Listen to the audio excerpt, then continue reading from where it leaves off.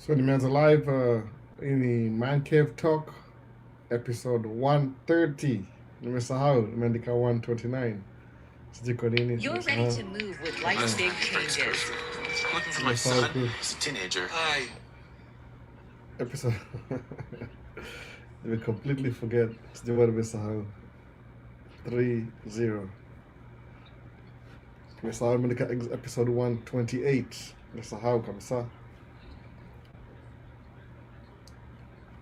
So welcome back everybody. Nachomo hapa chini. Kuna heat flying hapa. In the Man Cave Talk Live, episode 130. Naita hivyo, episode 130. So try to make sure TikTok iko on. Ili sumbua kiasi.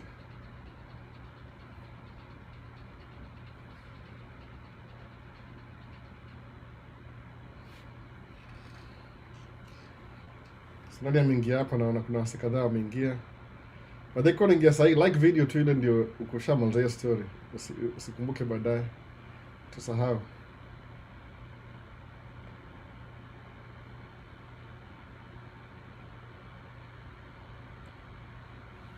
Sasa TikTok iko on. Hope sound iko fiti.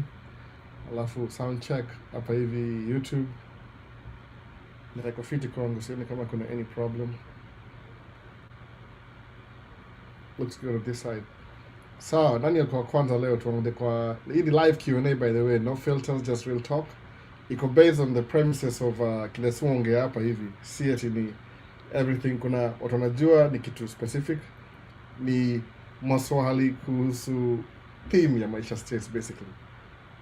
Shati mpya leo nimebaiwa. Leo ni Happy Father's Day. So ni imeandikwa Amazing Dad.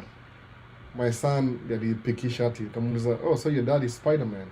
So sikada jua like hivyo kata kuona so Amazing Dad ni Father's Day. Nakubali tu ndio kinunua gift, nakubali tu. You can't pick and choose gifts. So nimekubali tu, hiyo ndio my gift for today.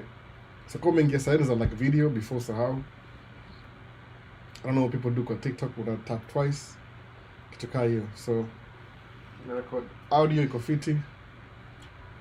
So tutaanza na mtu wa first aliingia hapa YouTube na kuna swali nani. Akasema tu locked and loaded. Huyu ni Edward Kamau, yani regular wa hapa sana. Yufuatilia sana. Akona support na supporting channel sana. Akasema locked and loaded. Kuna Hassan wa Isa pia ni regular. Akasema waiting. Nimechelewa kidogo leo. I had to lazima nikuwe na somehow meal na watoi Father's Day. No, so usinikataa. It's just once a year. Chelewa kidogo. No, Sunday show. Maisha Ken 2414. Yeah, this is a Sunday show. Kuna Paul Maina asema hello sir. Hello to you sir. Critical Power System asema Maisha System tunapenda. Kuna Critical Power System. That's a really good name for a company. So waiting live from KSM Kisumu Dala. I can joke hivyo sana. So YouTube is clear. That's good. Good to know. Kuna ka same. That's my big up, man. Thank you. Appreciate it. So, have you watched any live games? Absolutely not. Danganya. Absolutely not. Should they file anything? Should they watch any game? More watch under YouTube channel ya Fox, Fox, Fox Sports. So kuna preview every day, kama maybe 15-20 minutes hivi. So because see finals na niko job as I go during the day and I'm working na sina company as usual, I don't have friends who are like, you know, states. So more na make sure to na watch preview. I don't listen to anybody. I don't care. Kama tuseme game ya jana watch leo asubuhi ilikuwa Japan and something. Nasahau Japan and nani. Netherlands and Tunisia ama liko Senegal. Sikumbuki ni gani by the way. Mingi sana. So mu watch preview. Kuna preview kama ya approximately 16 to 20 minutes every day. Alafu na catch up nayo. Kuna so many games. Zina play from I think 9-3 time hapa this time. No. So we'll try to roll around ujue inaendeleaje. But after round 1, round 2, I'll try and watch as many games as possible. Nenda kujoin watu, natafuta mali kuna watu. Tukapiga kelele huko pamoja. So, asemaje, I filed I-130 in 2017. Nothing till today. Are they still processing I-130? I'm not so sure as to their immigration. Najua ni ile the new administration iko na different priorities regarding immigration. Immigration you operate under the luxury of the president. So akona ile they can tweak it or they change this or that about everything. So you see me, I'm not the right guy to speak about that. Kuna watu wanaongea hiyo story poa kabisa kuniliko. So siwezi jua exactly, but 2017, that's a long time. You should check. At least waandikie barua, talk to somebody. You may not know me, but I know you as my biggest mentor in my life. Ndovu. Oh, appreciate it, by the way, appreciate it. Mumi to watu siku hizi, nimekuwa 2 events the last 2 weeks, my graduation party. My friends, their kids are already adults now. It's very strange, by the way. The other day, Kujapa, they were kids. Jamaica State's 19 years. So people who were like 4-year-old 19 years ago, now they're graduating, or they're graduating college, or they're gonna bridal party. It's amazing. Life goes really fast. Ijakuwa fast kwangu nasema kweli, because slow and steady. Nasema hivyo, setting too fast. But time flies pretty much. In your point, time flies. So nimekuwa hivyo kwa different graduation parties. Muenda kukaa photographer, hata kama sijakuwa invited, I just take pictures. I don't care. I just take pictures. Unless wakiniambia we don't want pictures, then I'll pack up my equipment and leave. Lakini mostly watu appreciate, because najua photography, kitu kama graduation, it could be $3,000 easily, $3,000. So musema kama if somebody invites me to their graduation and I have time, that show up me, pick the picture. No, I like editing pictures. I just always give myself something to do. So one of the biggest thing I'm doing right now is parenting my 3-year-old. No, that's my 3-year-old, like a 2 bado, terrible 2. So while I'm watching her, tukamali kama nacheza, mood try to edit pictures. Uzuri ya picture is I edit from everywhere. There's I edit from my phone, iPad, MacBook Pro, computer, anytime, any linked all over the place, Lightroom. So mu catch up pole pole, nenda kwa one picture nafungua na catch up. Sijine za washawaji hata kama, so it keeps me busy. The safest thing you can ever do always is to keep yourself busy, keep your mind occupied, learn new things. Kama hiyo process ya kuedit mutra kukua as basic as possible. Sitaki nikuwe kama iko over edited semaji. Kuna looks fulani toka synthetic in a way. No.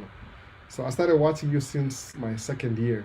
I graduated next month, getting NCLEX US exams. Nice, Nova. Good. Do that and come and be a nurse here. Nasi nilipanga poa sana, by the way. Overall, it's the easier job. You need demand ya nursing because so high that if you do it, I can dare say guaranteed employment. I dare say that, guaranteed employment. Especially in our state, up of Minnesota. Minnesota. Even on AITA. So if you're doing your NCLEX, man, more power to you. Just do it. It tends to, open up job. Yani ile ukianza, alafu nursing outa work kwa hospitali peke yake. Iko very wide. Nilisikia story kwa graduation ya my sister. One of the professor akanaongea spokes host alisema ati nursing is not only surround mambo ya hospitali, inaweza kuwa administrative, inaweza kuwa different sana. And ile tu having the degree alone in open up so many avenues na roads. Lakini mu believe hapa states, despite what anybody tells you, sikudanganyi, kuna opportunity hapa hivi. It's up to you mtasemaje, what are you going to do to improve your situation. Siwezi kudanganya, by the way. I'm not going to lie to you. Nika hapa niseme ati, oh, well, you see, yeah, I'm lying to you. Hapa kuna opportunity. No, it's always there, always available. Ukiisika utaipata. Mbona hivyo, overall, by the way, sikudanganyi.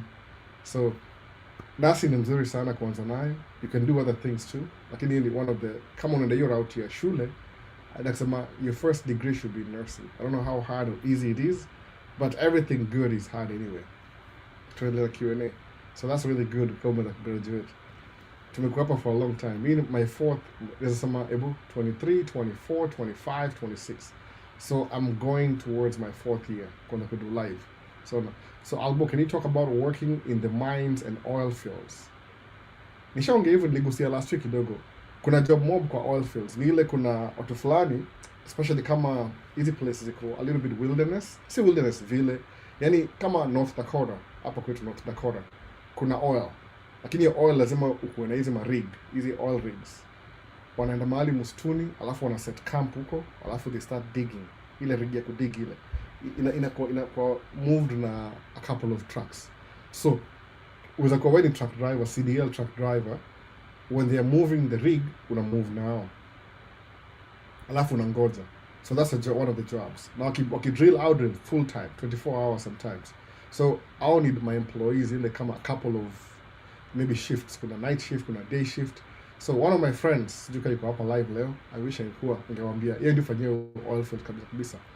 You went up for ana leave kama on Sunday mpaka next Sunday mpaka hiyo Sunday nyingine. 2 weeks out, absolutely ako home for 2 weeks. Alafu then Sunday ile ya second, the first Sunday anatoka ya second, the third Sunday he comes back. Anakaa 2 weeks home. Tena under 2 weeks, so in the whole year you fanya kazi 6 months. But ile every other weekend, every 2 weeks, every 2 weeks. Itongaje 2 weeks, a fortnight, every fortnight you go job, you go off, you go job, you go off. Okay, because while you're there, kuna zile hours za job, zile you're working at your job.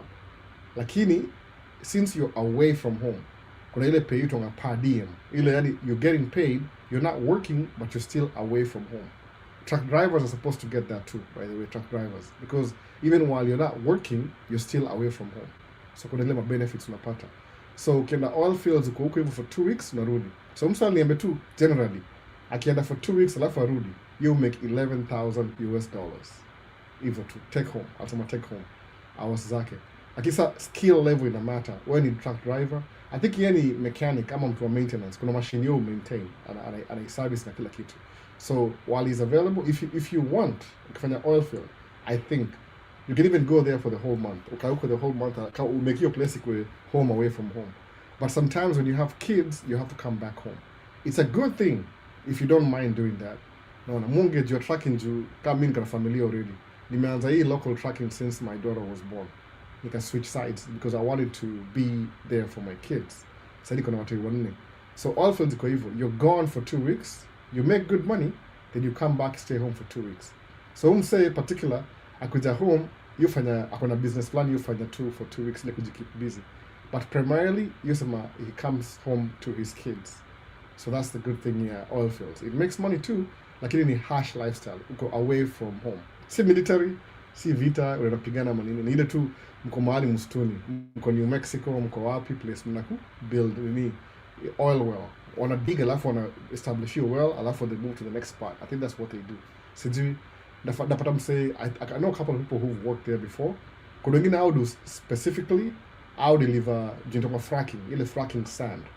Una pick sand kwa pit, una supply kwa hiyo rig. So they pay you for it too. Tracking. That pays really good, better than what we earn over here. But the aspect ile you're not home. So the brother labda ni $200 an hour. Alafu hours ni 15 hours unalapa track unaamka bado uko job. Iko lucrative, it pays good. Sacrifice ni ile you're away from home. So kama uko hapa you want to do the oil field thing, instead of kingia military, mali kuna risk ya kuwa taken out, ingia oil field. But you come a temporary. No, temporary. So sijui, so swali ya pili unajua oil field kama nasema offshore. Offshore or oil jobs, do they offer the same visa as cruise ship? They could, I think so, because you need transit visa. Ile tu, you're not coming to settle here, you're coming through here to go to work. The guy with a pilot akifly, akuja maybe from London to New York. Akiland, atapewa akuna ile visa, itongaje, ile temporary visa, ile on transit. So the pilot out land, so some of them they're so familiar na mali wana fly. So sabe London to New York. Afika New York, atawacha ndege hapo. Hiyo ndege yako kama iko na return 3 hours ama 5 hours. It depends on the layover. Mostly ndege you take 3 hours on a people wanatoka, clean, refuel, wanatoa baggages, load tena, the new crew comes in with the new passengers, turn around, inarudi tena. So the crew ilikuwa hapo, the crew that ilifikisha plane New York, wanaenda kwa hoteli. Alafu wale walikuwa wamelala fresh from yesterday, wanarudi kwa ndege. So I don't know how that works. Kama kuna pilot atakwambia, lakini kila audo ile rotation. So you could be flying when pilot wa Boeing 777, which is one of the biggest plane ya Boeing. Ni kubwa sana. Kenya Airways ilikuwa na 3 sijui waliziuza ama ilikuwa lease kwa Turkey Airlines. I don't think they need that size anymore kwa market ya Kenya. So this is one of the most spacious planes in Boeing 777. But mimi ile mpenda kabisa ni Airbus A350-900. Achana 1000 is too stretched out. -900 your sweet spot yangu. No. Big sexy. Uitanga big sexy. It's very good, it's symmetrical and everything. Airbus. Sijui kwa nini mpenda Airbus, I don't know. Boeing there's something American about it. Anyway, so you transit visa, you're just going through. Steven, kama mpata hiyo job, apply. Ni opportunity bado.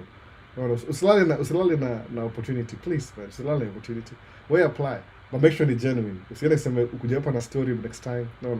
What about ukiwa na deep ya ACR welding, unaweza fanya kwa oil field, definitely from Kenya. Yeah. Actually, welding, hizo job kama za welding, hizo ndio saa most, kwa sababu unajua sometimes they have to weld stuff, ni maintenance. So you use my equipment kama za oil rig, zinavunjika, lazima uzi maintain, ziko na engine, kuna power, vitu kama hizo. Ni kama conveyor belt basically. Ile yani kama ni electricity, inatumia electric motor, kuna maybe generator, like kuna mtu yuweka mafuta huko, kuna maintain you engineer, because you're out, mko out in the ni samaje, outdoor. So anything happens, ni poa kwa na mtu ule, they know what they're doing. So you can go to the oil rig kama welder. If you're doing welding, by the way, hata hapa tu kwa city welding, it's a good paying job, by the way, very good paying job. Do example easy truck mo endesha dump truck, ile box ya tipa, unajua ina weldiwa, they weld it. So kama ni welder, hizi mabasi manufacturing ni welding, especially okay, basi maybe kuna factory, lakini hii welding ya box ile in according to order. No, unaweza order hiyo box leo, unapewa parts is already trimmed na kila kitu na size na kila kitu, unazi weld pamoja. If you're welding, I think I almost did that. Inaanzia maybe at $45 an hour. No, calculate hiyo minus tax. So unaweza hiyo job ukiwa Kenya, ama lazima ukuwe na ground. Ukuje kwa ground, yani kama uko Kenya, if they're hiring from, sometimes need an increase, they can get you from where you are, wakulete hapa hivi, alafu nakulipa. If it works for them. Ama maybe somebody needs to, sababu sometimes you sacrifice kutoka home kwenda nje, watu wengi wapendangi hiyo story. Unajua kuna jobs zile ziko so uncomfortable kwa residents that mtu atoka nje, they don't mind, they'll just do it. No. Snap with the finger utafanya. So let down. Kona joku weld, mazee wewe weld bana. Tafuta job.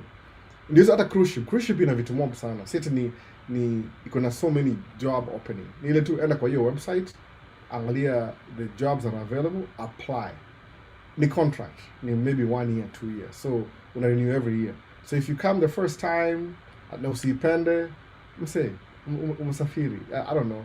Me, I would do anything just to leave my country and need kufanya job country ingine for the experience. If you have nothing tying you down, kama maybe a family, a kids, but if you have a family but you can't provide, it's a good way to provide for your family too. No. So there was a time you were talking about passive income. Do you invest in individual stocks ama indexes? Hizo zote all together. Already ni matakonge hivyo juu ni personal. Sometimes mbona nikiongea mambo ya finances, watu wanani criticize. Niliambiwa siku moja, acha niwaambie tu because live. Kwa sababu sema ati muenda online ni kama accusation. Muenda online ku show off my money. Kashinda, wait a minute. That doesn't make any sense. So that's show off money. The only video nishifanya hapa hivi online ya kushow do ni ile I was describing the American currency. Kuna video short iko TikTok na kuna the whole entire video ilikuwa man cave kama hii iko YouTube, man cave talk, ile recorded version. So sijai show off pesa. I don't really try and do that. Mostly monge kwa mdomo tu. Pesa ni ile sema ile hata ukiongea language yangu ile nakupatia ngaje. Si poa kuweka vitu zako private online.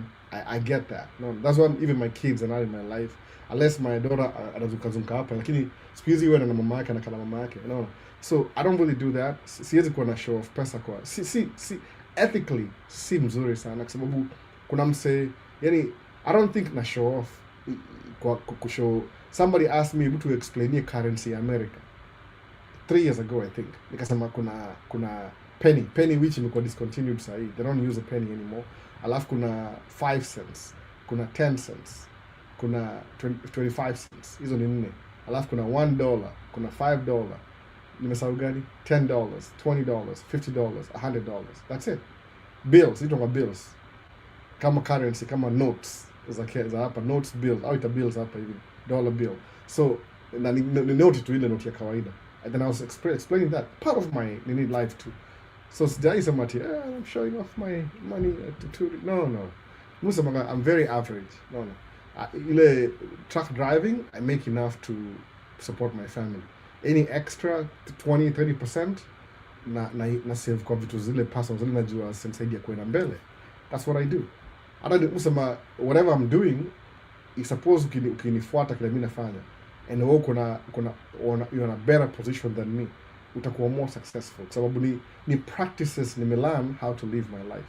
Si ati kitu ati naringa nayo ama nini. So ilikuwa curious by the way. Ile tu sometimes tranquilize hizo vitu. Mtu akikeep ile stories zina derail objective away from this.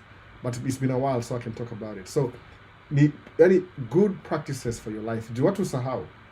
One day you're young, one day you're old, one day you're retired. Mona. Kama jana niko kwa best yangu mmoja, unamjua ule kwa anawasha Audi. Unaona? Amebuy hapa hivi. Niko kwake the whole day jana from kitu kama because the whole afternoon niko na yeye. Mpaka he got new visitors. Ndio nika exchange kasema okay now let me leave. I told Brad, kuna video yake 3 years ago akiosha Audi A8. Yeye watch channel najua na watch. Mona amekuwa sick. So ako home for a long time. So ni mmoja tu sasa amehama couple of some nimeenda kwa his newest place. Nimsa akona do by the way. Sisi akona do mbaya. Unaona? Badile tu ni msick so ako stuck kwa hao kila saa. Na akona do mbaya. Hata hao yake ni kubwa vibaya na ako peke yake. Unaona? So siku show off ni ile musema I'll share the good practices that you can do ikusaidie ku maneuver through life as a Swahili speaking wherever you are. Unaona? So kama una understand Swahili. Kuna reason why munge Kiswahili. Sema tu itakuwa specifically kwa targeted audience. No. So looking for flatbed drivers. Can I train if they don't have flatbed experience? Pioneer. Looking for flatbed drivers. Can I? Yeah, they'll teach you everything, by the way. The most important thing is driving the truck. Pioneer is driving the truck. Any training up in between, they will teach you. Because if they are looking for, just imagine looking for flatbed, can I train if they don't have the flatbed experience? I don't know exactly. Now, maybe you know, if you get the job, it's clear, but I'm trying to make assumptions from the question. They will train you. What they need a driver for their truck. So if you don't have experience, they will train you. It will take a little bit longer, maybe a month before we settle, but they will train you. So KMS, please, you inspire me, and I get so much information because I need some insight on what to buy at least. That's good, K. What do you want to buy? What's the insight? What do you want to buy? On the investment, mu buy niko kwa basket of investment. Kama kuna ile basket ile S&P 500. We'll learn a couple of maybe 2 years sayo. It's good. Sababu you don't have to worry about it. It's growing on the background. Lakini aim yangu, the future goal, niko kwa na ile cash producing asset. Kama niko na maybe parking lot, niko na apartment buildings, nasema hivyo. Ni goal yangu. Najua ndaanza na loan kama kawaida. Ndio mwanga very keen nasemaje, let me learn how to manage money. So far so good. Niko very good at mujua kama if I come into money in the future, siwezi make stupid decisions. I've been preparing myself. Nilampia yuko book by the way. Ile tu you is maji fake it until you make it. No. Pretend you're a millionaire now, then live like a millionaire now. I'm a billionaire, whatever it is. Alafu semaje, because I'm pretending to be, una create ile mindset. I would say it only takes about 90 days kitu na practice on a daily basis kukuwa part of you, part of who you are. No, a moral fiber. So if you practice smoking on a daily basis, in 3 months utakuwa addict. No. I'm just using the extreme example, but you know what I'm saying. No. So I mean, I'm looking for drivers, and if you need flatbed training, I can help you. I can help them. Okay, anybody. So you're looking for drivers who flatbed training. Pioneer is looking for drivers. It needs flatbed training. Can help them. I explained that already. So I don't know any drivers myself, but if anybody who's watching and wants to drive a flatbed, get in touch with Pioneer. Pioneer is his name. So offshore oil job. Okay, I've already answered that. So tunakuwa next ni gani kwa YouTube. Samaje VP Albo. Hope your Sunday is going well. Glad to see you here. Michael Ocheng. Oh, welcome back, man. Welcome back. Huni regular pia hapa hivi. Nataka tu one day niongee na Michael Ocheng niambie niko mahali niko atajina where do I place you? Niko wapi? So two of my favorite states. Niko Minnesota. Michael, I hope this came from where. Yani I'm a regular or to regular. Musema tu maze kama man. Kuna anasiji. It's so una meet msee kana ku watch 3 years ago na yuko hapa. Unaona? Acha tu niwache na hiyo story.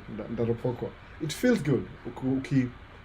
If something I said 3 years ago will inspire somebody and they did something, now can end up in a very good position, say, they're on their way, man, it's very encouraging. No.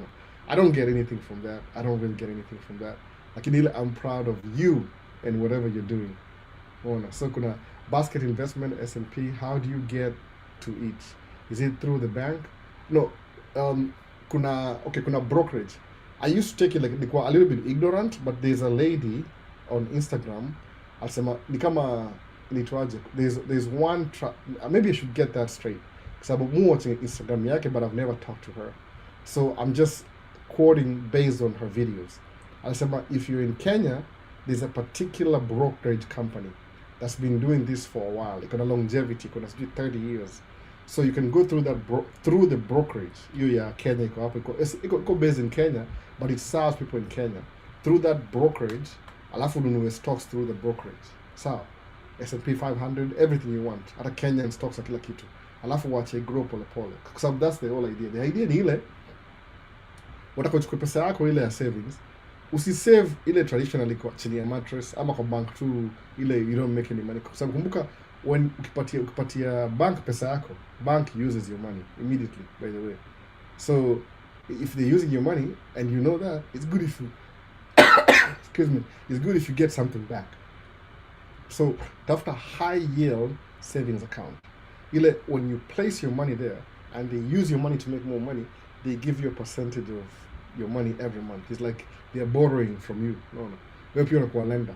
So high yield savings account, it could be 4% every 6 months. No. Kitu hiyo ama sometimes every month. So every month ni gani, but every 6 months. Unaweka high yield savings account. So while your money is sitting there, it's gaining something. Hata kama ni 4%, 4.5. Come on. No, that's money you didn't have. Sababu sometimes ukichukua pesa kwa bank, it continues losing value. No, if you're not doing anything. Now the reason why you save in the beginning ile ni kama financial discipline. No, volume iko low jo. Freeway, angalia kwako. Nisha test study before nianza. Nasema volume iko fiti. I'm speaking to the microphone right here. No. Angalia side yako maybe ni side yako. I don't think nisha test hiyo side or some iko fiti. So Pioneer, if they are thinking of switching from dry van to flatbed, I have a great opportunity. So guys, get in touch with the Pioneer. Go TikTok hapa hivi asema he has great opportunity for flatbed truck drivers. I think so. If you're willing to. So is that good enough, Pioneer? Let me shout out. Okay, good. So anything else imekuja hapa? Kuna leo volume iko low. Cliff asemaje, Albo, hope you're doing well. Over the road is not letting me, OTR is not letting me watch the live. You inspire me, man. Don't worry, Cliff. Everything is recorded. As soon as the live is done, maybe a few seconds, it upload. You can come back and watch. Or you can just leave your question. Believe me, if I read all comments, it might take me a week sometimes more get caught up, but I read all the comments. So if you have a question that you think can wait, just comment on the comment section on the video, specific video. In the context, okay, this is what I want to know, this was my question, just ask. But the recording, I'm going to post the recording later on Friday maybe, this recording, then live is always available. Kuna playlist inaitwa Man Cave Talk Live playlist on YouTube. TikTok, I'm not saving anything. Unfortunately, you have to move over to YouTube. The money you need savings, the whole entire live. If you want to listen to any Q&A, sometimes we'll play live young with the background when I want to know like exactly what I'm saying when I'm doing stuff. Naisikiza tu ile kama passively, but that's what I'm saying. Ile kuna brokerage fulani kiko Kenya, you can buy shares, alafu na keep building polepole as you go. So don't dismiss that. Just stick to that too. Build in yako polepole in the background. You know the whole idea. Ile tu you're always investing. Sababu if you're always investing na your money ile umesave ina make some interest, that means you're beating inflation daily. Unaona hivyo? So frankly, mbona hizo lami tarmac roads za huko majority looks grayish ama ni concrete? Ni concrete. Kuna mixture. Kuna place kama hapa Minnesota, kuna place I think the ground is soft or swampy. So I don't know the technology exactly, but there's something they do on a build concrete, alafu ziko divided, kuna ma divider. Sometimes the drivers get kudu kama two sections za concrete. So what happened ile during winter wanaipatia space ya kuexpand na contract. Alafu hiyo barabara yenyewe so there's so many. I'm not really an engineer, maybe I'll look into that. I watch them do it. Some of them ni pure concrete, some of them ni asphalt. Ito asphalt, bituminous asphalt ile. Some of them ni black, ingine ni white. Alafu kuna bridge pia, kuna zile suspended bridge. Kama kuna place iko so swampy, wana build kama bridge across the whole swampy place. Unaona? So IV isemaje, what's before hypothetical nasemaje, what's your take on using TFSA money to invest? TSFA, what's TSFA exactly? I don't know everything. You have to describe like the whole entire CG. I'm not so familiar. I'm just an ordinary guy who invests. It's not like I know all the terms and everything. So just be specific. What's TSF? What's that exactly? Tax-free savings account. Okay. Oh, that's what you mean by that. Tax-free savings account. Yeah, you can use that, but it should be part of your portfolio. I used to have one when I was an employee for a while. I think 3-4 years. So then when I was self-employed, I transfer to my other accounts. No. What software do you use to edit your videos? Very simple. CapCut, ile free. CapCut. CAP. Computer version na kuna cell phone version. So either one of those. It's very fast. Nikatumia moja to Movavi. I still use it in the background because sometimes I'm editing 2 videos at the same time. Like today. Kuna video moja I forgot to post May 29th. Nimegundua leo. Oh my goodness, I forgot about this one. So I'm editing on 2 softwares at the same time. So Movavi, I bought it a couple of years ago. I still have it. It's very good. It's very clear on the computer, but CapCut is superior. Like I don't know. CapCut is another level. It's nearing easy professional easy. I think it may surpass professional. Easy unalipia kama Final Cut Pro. I mean, if you're used to that, you're used to. You need to know exactly where everything is. No. So that's what I use, CapCut. I don't really edit a lot. The trim, join, stuff like that. I'm not that good at all these things. Ni self-taught. No. So have you tried? Yeah, I have DaVinci, but I don't use it exclusively. I use it once in a while. It's good too because it has all the tools, even the free version. MCorp, nakujua MCorp. DaVinci is good if you learn how to use it. Like in CapCut will pretty much do you good. DaVinci is good for projects, like paid projects. Kuna ile color grading, kuna ile wheel, kuna kila kitu. So many features for the free version, by the way, kuna kila kitu. But CapCut, oh man, for YouTube videos, it's fast. Before, I used to upload live, naanza leo, itaenda mpaka kesho. Then kesho I'll touch up, Monday, Tuesday.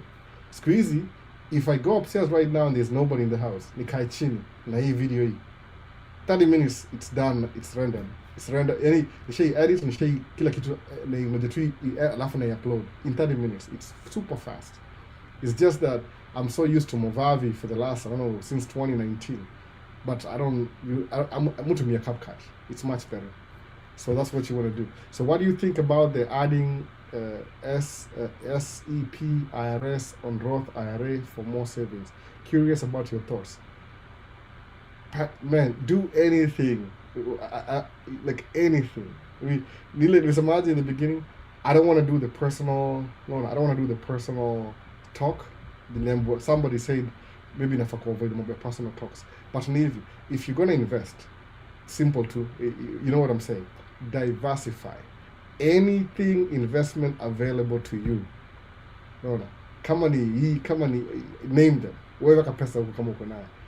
As long as every month you should be making some passively. Hata kama uliweka $10, you can make $1. Hiyo ni nini? Hiyo ni 10%. It doesn't matter. Kwa sababu that habit ya saving, kwa sababu musema hivi, the first thing ni hivi, ile vemin Milan, you save, okay, you get money now, take money for your personal needs, everything, personal needs. If you don't have enough money because of your job, well, then if you have some time, get some side hustle. There's a side hustle. The money from the side hustle, wacha hiyo ikuwe investment. Juu, kumbuka hivi, suppose, okay, niseme kama mimi side hustle yangu ni photography. Hizi ni lens hapa, nimeziweka hapa ndio mtu yeye zipate. Hizi ni lens. So, my side hustle ni kupiga picha, photography. I'm going to use this kama prop. Unaona? Hii ni Sigma 30mm 1.4. So I'm going to use photography ndio hii. All the money I make from this, what do I do? Naiweka kwa high yield savings account. Forget about it. So, did I make the money? Yes, I did. Okay, what if next week, then I have another side hustle of photography. Then I make some more money. Na invest kwa high yield savings account. Ingine na invest kwa high yield savings account. So what are you doing? Una accumulate pesa. When it gets to some particular goal, maybe if you get 100,000, you can pull out that money, 100,000, and find another investment that produces even a higher cash flow. That makes sense. Kama sasa ile example yangu, hii ni real story. Nilikuwa na saving, I was saving 2,000, 3,000, 1,000 every month, something. Whatever I pay myself for my bills and my discipline too, by the way, for my bills and everything, whatever is left over in the account after paying the bills, naichukua na kwa savings account, high yield savings account. Nasahau. Okay, sometime kwa business, whatever is left over profit, hakuna kitu kimefanyika. I take a chunk every quarter, na kwa high yield savings account ingine. So, nearly 1 year, 2 years, the third year, I needed to buy a truck. Nikaenda kuangalia account. Najua all my accounts all together, na ndio kweli kabisa, ilikuwa over 100,000. Just like that. Sikupay attention for 3 years. Didn't even pay attention. Ile discipline too. Sababu sema hivi, if somebody gives me a challenge, I want you to do this and this and that. Muisema, let me do it. No. I'm stupid enough to just do it. If it doesn't work, well, niko na ile first hand information, it didn't work. But hii ya kutoa tu haba na haba, ujaza kibaba. So what did I do? So ni invest na truck. Hiyo truck, so I needed to buy a truck. Wakasema kuna options ya financing, they need a down payment 20% down. Plus it will be advantageous if I can pay the sales tax upfront. Alafu finance whatever is left over. Nikaangalia hesabu yangu, I had the money. Nikatoa 25%, ile 20% ya truck yenyewe ilikuwa this month, alafu plus taxes. So from the get-go, I already paid my sales tax, I already paid 20% down. Nikabuy truck. Najua within a year and a half hivi approximately, nilibuy gari October, the following year, alafu the other year hivi, niko nisharudisha hiyo pesa yote ndani tena. Na guess what nilipata? Nilipata a truck that generates cash flow. So, the two life in the change. I had another kid, so they can play evil. But that's just part of life. But nile, whatever I was doing in the beginning, kuweka pesa aside, could save you 20% down, could buy truck, ili create a consistent cash flow. Alafu, I would have never known your feeling that I would get cash flow if I never did that thing at that particular time. Your 2 years, 3 years thing, need teach something. It's possible. Nikiongea na nyinyi sahi naongea through personal experience. Ile you get some money, you pay your taxes. Usisahau hivyo tax, pay your taxes, pay yourself. leave some discipline to ile financial ration alafu ile ya mwisho invest kando, sahau tu, forgo ile a good trip, a good meal, a good car for now. Later on, 3 years from now, you'll have money for that car and you'll choose not to because you realize that car feeling you had 3 years ago was not really important to you. You kind of felt it, like a feeling too. It just passed you by like nothing. So basically, no. Fanya tu hivyo, try to unaona, sacrifice kidogo. Musema tu, you need to make a little bit extra money ndio kuna ile extra ya kuinvest, because it pays back. Si bure.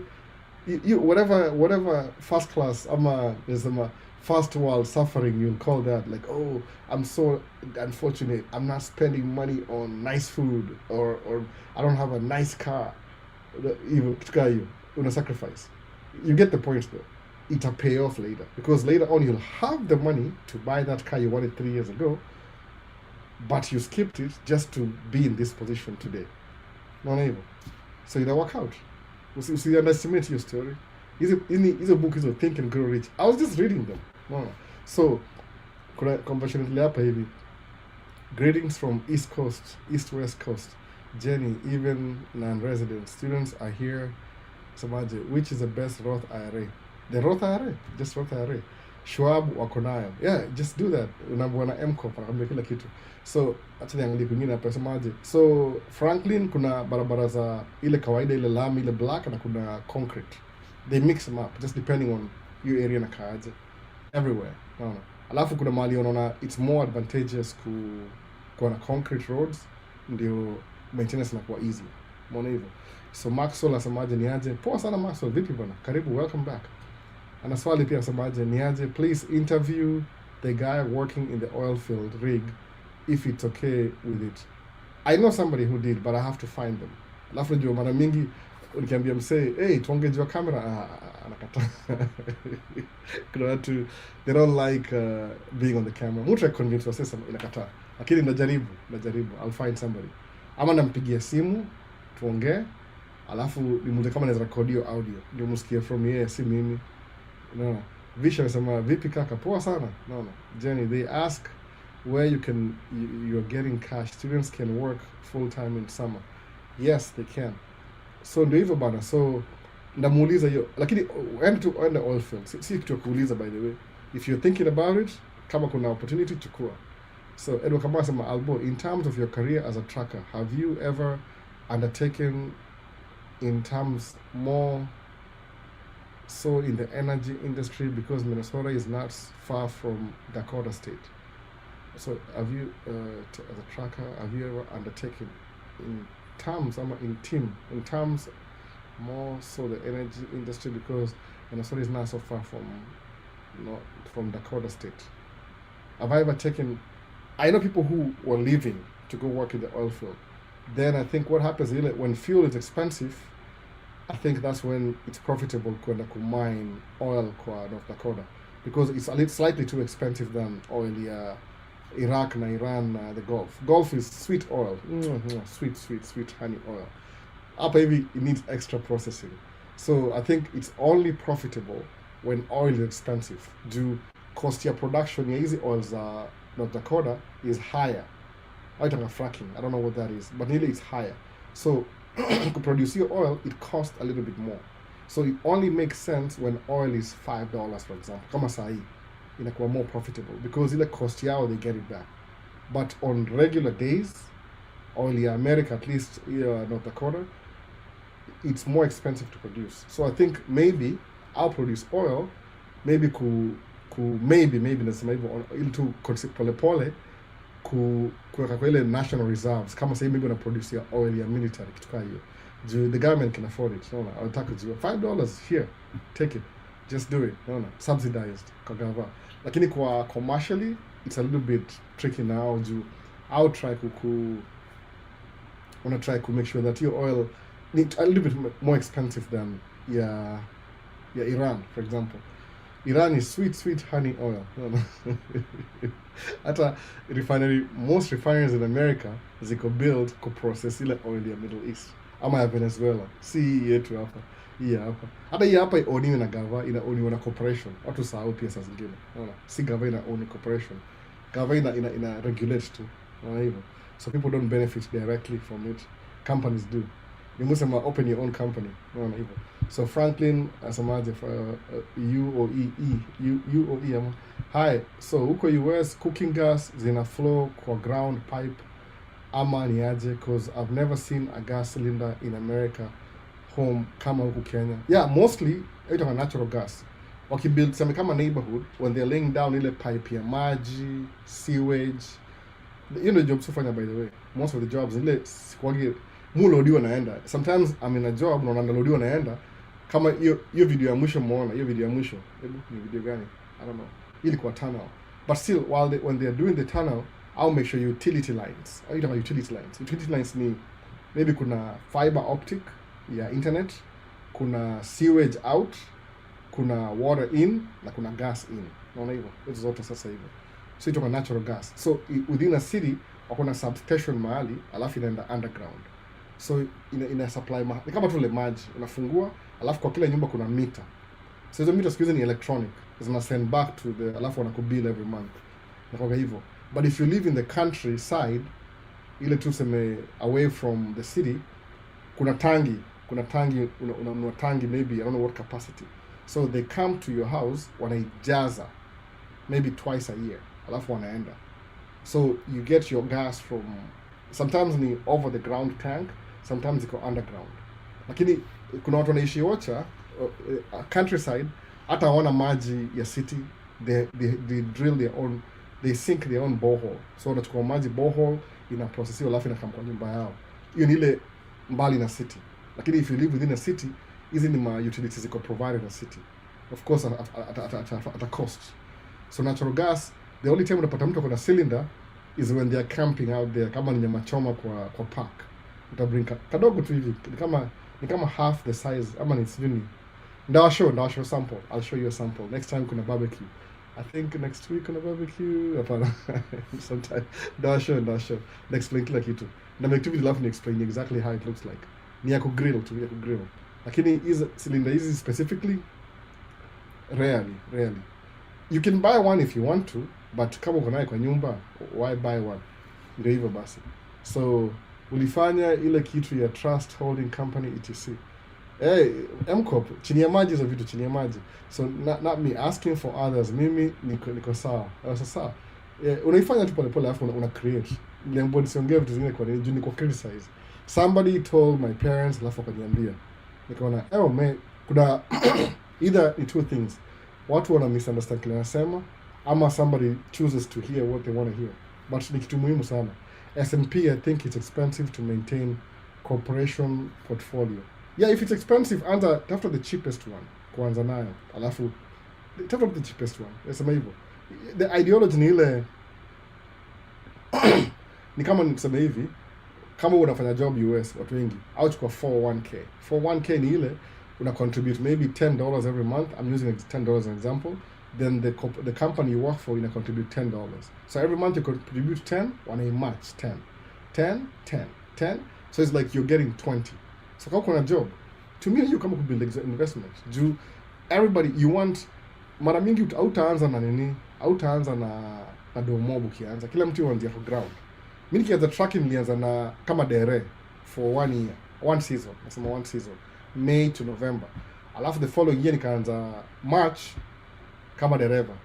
By May nikanisha by truck ile I was driving. Hiyo truck ilikuwa very old truck, nilinunua na personal loan. Nikaenda kuidrive tu ile kuendelea. Ilinisumbua ikanaribika repairs, but I persevered. At least niko na mtu mmoja, nasika nimeoa. So that was good, at least niko tu na one kid kwa responsible for. Alafu nikaendelea hivyo. 4 years you're truck. So unaanzia mahali. As long as you're building towards where you want to be. No. Nasema word kama trust the process, ni cliche, lakini ni process. No. You have to, unasemaje, I'm going to travel from, example, Nairobi to Mombasa. The first thing to ile highway mpya, ile toll road, ya kwenda Mombasa when they could drive. So, unasema I'm going to travel from Nairobi to Mombasa.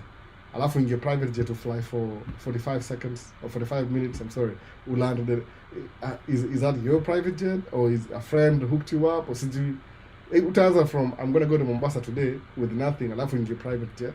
Ule msanii ingie private jet could actually invest before no hiyo private jet, no, ama buda yake invest ama somebody in their family, unaona kitu hiyo, unaanzia mali alafu na bill. Everybody has the capacity to do that. Hiyo ndio msema hivyo.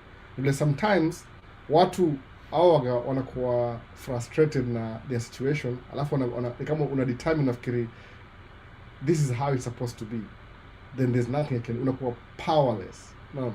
Na ujui potential yako ni gani. Umesoma au it doesn't matter.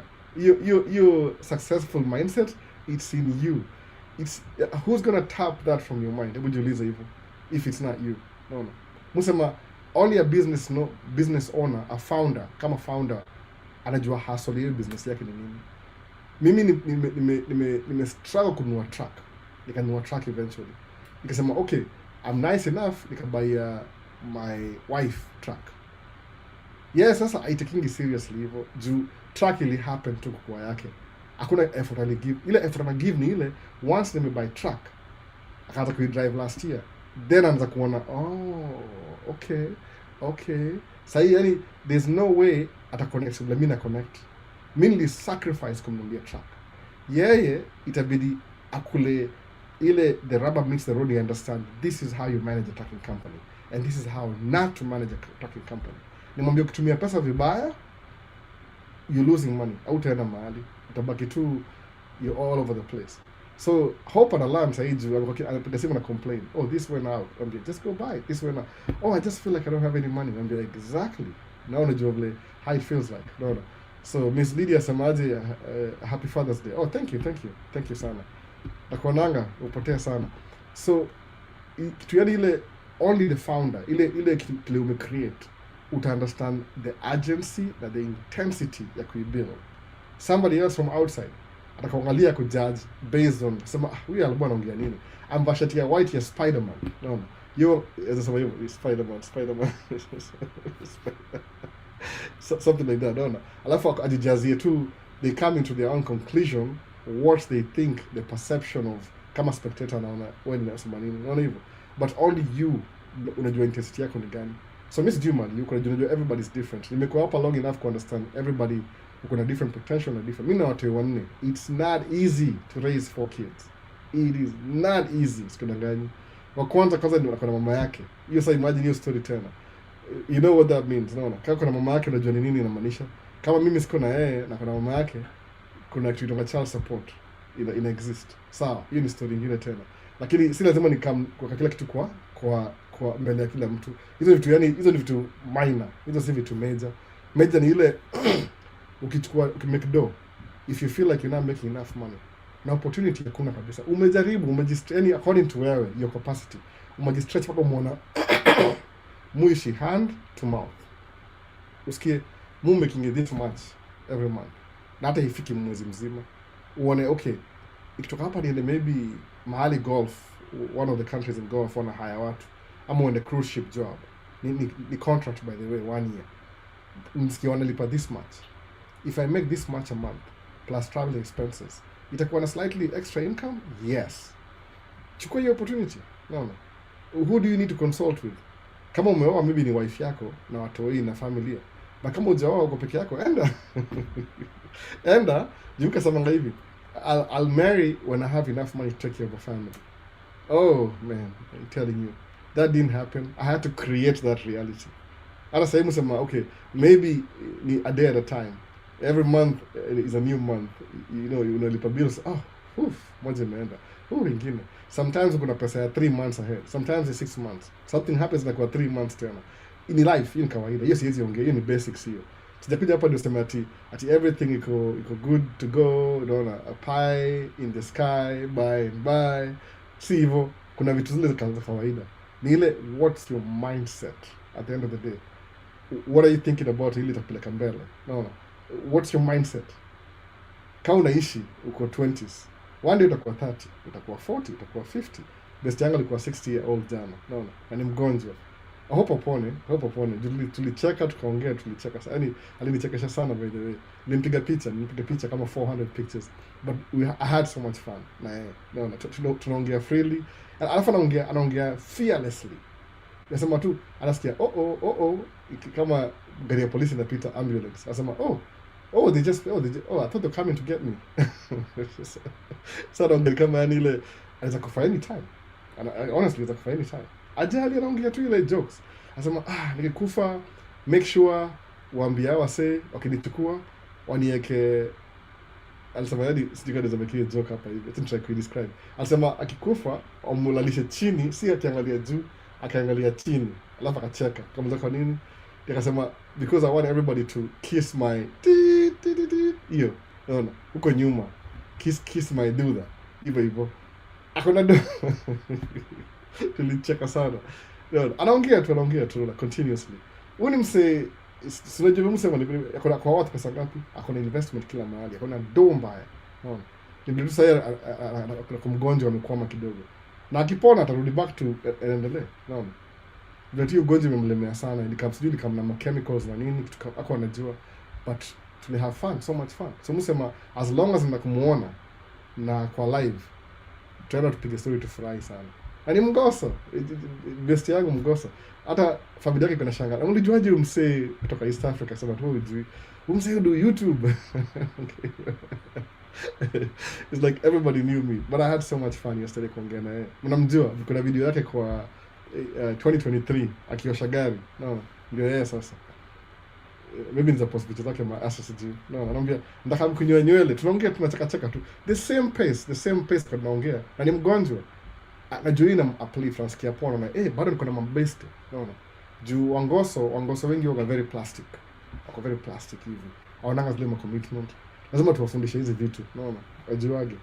Kama mimi nikauka the whole day. Alisema party ilikuwa from 12 to 4. Kama Mkenya 2 nikaa mpaka 7. Party imeisha mpaka ikabadi mimi anyway, story ya jana tu anyway. Tuendelee basi. So hapo nani kwa huyu ni Franklin nimaliza. Next. Nataka kukamilisha question. Albo, instead of investing in gas station or laundry business and investing in stocks and shares, which one is better as a beginner? Please break down. Hassan Maisha, when nimesema in the beginning, labda jumeuliza, acha nirudi back to the anchor. Fanya tu hivi. Okay, I make 10,000, whatever currency weka hapo 10,000. Sijui I make 10,000 rupees or sijui whatever 10,000. Okay, unajiuliza hivi, what's my monthly expense, recurring expense? Is it consistent? Whether as an adult you pay to live. That's true. You just you exist, your existence lazima ulipie. Kwa hii economy, the way it works, you pay to live. So kuna vitu ziweze disappear. A roof over your head, you need rent. Maybe you use electricity. You use water from the city. Kuna gas, kama unatumia gas. Kuna cooking, kuna chakula, groceries, nini. These are consistent bills. You use it. Okay, I'm making 10,000, whatever figure it is. Okay, how much money do I have? Ujiulize hivyo. Ni budget, you yourself, useme hivyo. Nikilipa kila kitu kwa hawa yangu, figure yangu ni 5,000. Unabaki na another 5,000. That means you're doing so well. Kama ni 50%, you're doing really well. Really well. Na 5 hiyo ni hivyo. Kama ni watu wengi labda ni 70%. So usomaje? Okay, this is what I'm going to do. Utachukua 30% of that income. 30. No. Liwe liwalo. As the primary objective, we save. Hiyo ndio savings. Sijasema 10. Okay, uanzie wapi? Okay, maybe your expenses ni 90%. Unabaki na 10. Chukua hiyo 10 iweke kando. Kwa sababu suppose kuna 12 months in a year, we'll save 10% here, 10,000. Alafu itakuwa 12,000 by the end of the year. Meaning, you 12,000 ni kitu umeweka on the side. Besides your expenses. Kwa nini? See for nothing. Juu, next year itakuwa, kama ni hiyo 12, itakuwa 24. Itakuwa 36. Itakuwa 48 in 4 years. 48, okay, suppose you make a place, but like just kwa savings account, you grow to whatever you're inputting na baki hapo, upate, mali unaweka hiyo pesa kwa account. Maybe 6 months, ina gain 4%. So utakuwa na ile 6 months utakuwa na 6,000, 4% ya 6,000 extra. Aya, tena uendelee after one, hii ni inaitwaje compound interest. Si interest rate ati itakuwa tu ichukue 6000, hii ni compound interest. Alafu the end of the year itakuwa tuna 4%. So technically ni kama 8%, but because ni compound interest maybe labda ni 9%. So ile ndio unaweka kando, unaisave, then a bank because they use it inakupatia extra ka 4% ka ile thank you for letting us use your money. Thank you. 4 years upata you should be having 48, but because ile 4% ina accumulate maybe ni 52 ama ni 56. Unaona? So ime increase kidogo. That's what I'm saying. Alafu semeaje? Uangalie, uanalyze. Unaje? What thing can I invest in na 50,000 sai ini guarantee utapata 50,000 back immediately, but you'll start rolling the wheels something. No, I can invest this 10,000 50,000 sai guarantee every month I was saving 1,000. Useme basic I want to double that, ini guarantee 3,000 a month. Naona hivyo tu. Excuse me. Hivyo tu seme what can I want, maybe ni buy ma 3. Nasema tu example Kenya. Hapa maybe ni buy truck. So, okay, truck ikuje. Truck it's not an easy thing. Utabuy truck, uweke dere, ulipe insurance, ubuy mafuta, ufanye maintenance. What happens at the end of the thing? So truck pati nakuletea another dollar amount this month. No. After everything, una save 5,000 after 4 years. But remember, before no truck, you were saving 1,000 a month. Ukinunua truck now you're saving 5,000 plus 1,000, inakuwa 6,000. You see what I'm saying? So pata ile 4 years kufika hiyo 50 ni 4 years.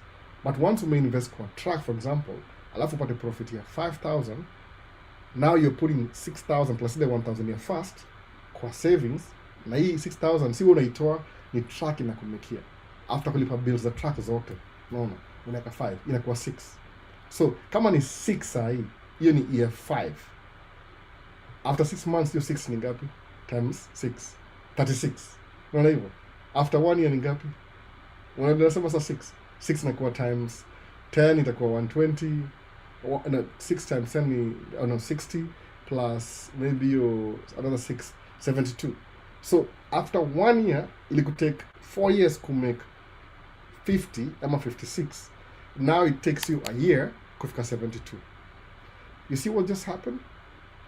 4 years could get to 50, 1 year could get to 72. Okay, now flip the other year. See 72 anymore. The times 2. No.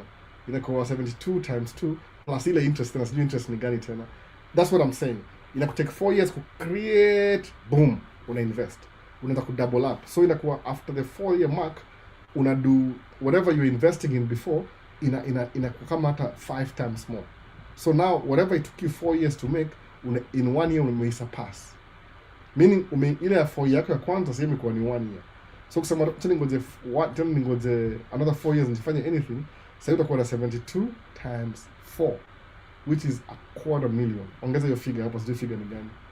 So okay, kama ulikutake wewe maybe 4 years kununua make investment ya 5,000 a month, alafu ngoja another 4 years utamake investment ya 200,000, it could be now ni kitu maybe 20,000 a month.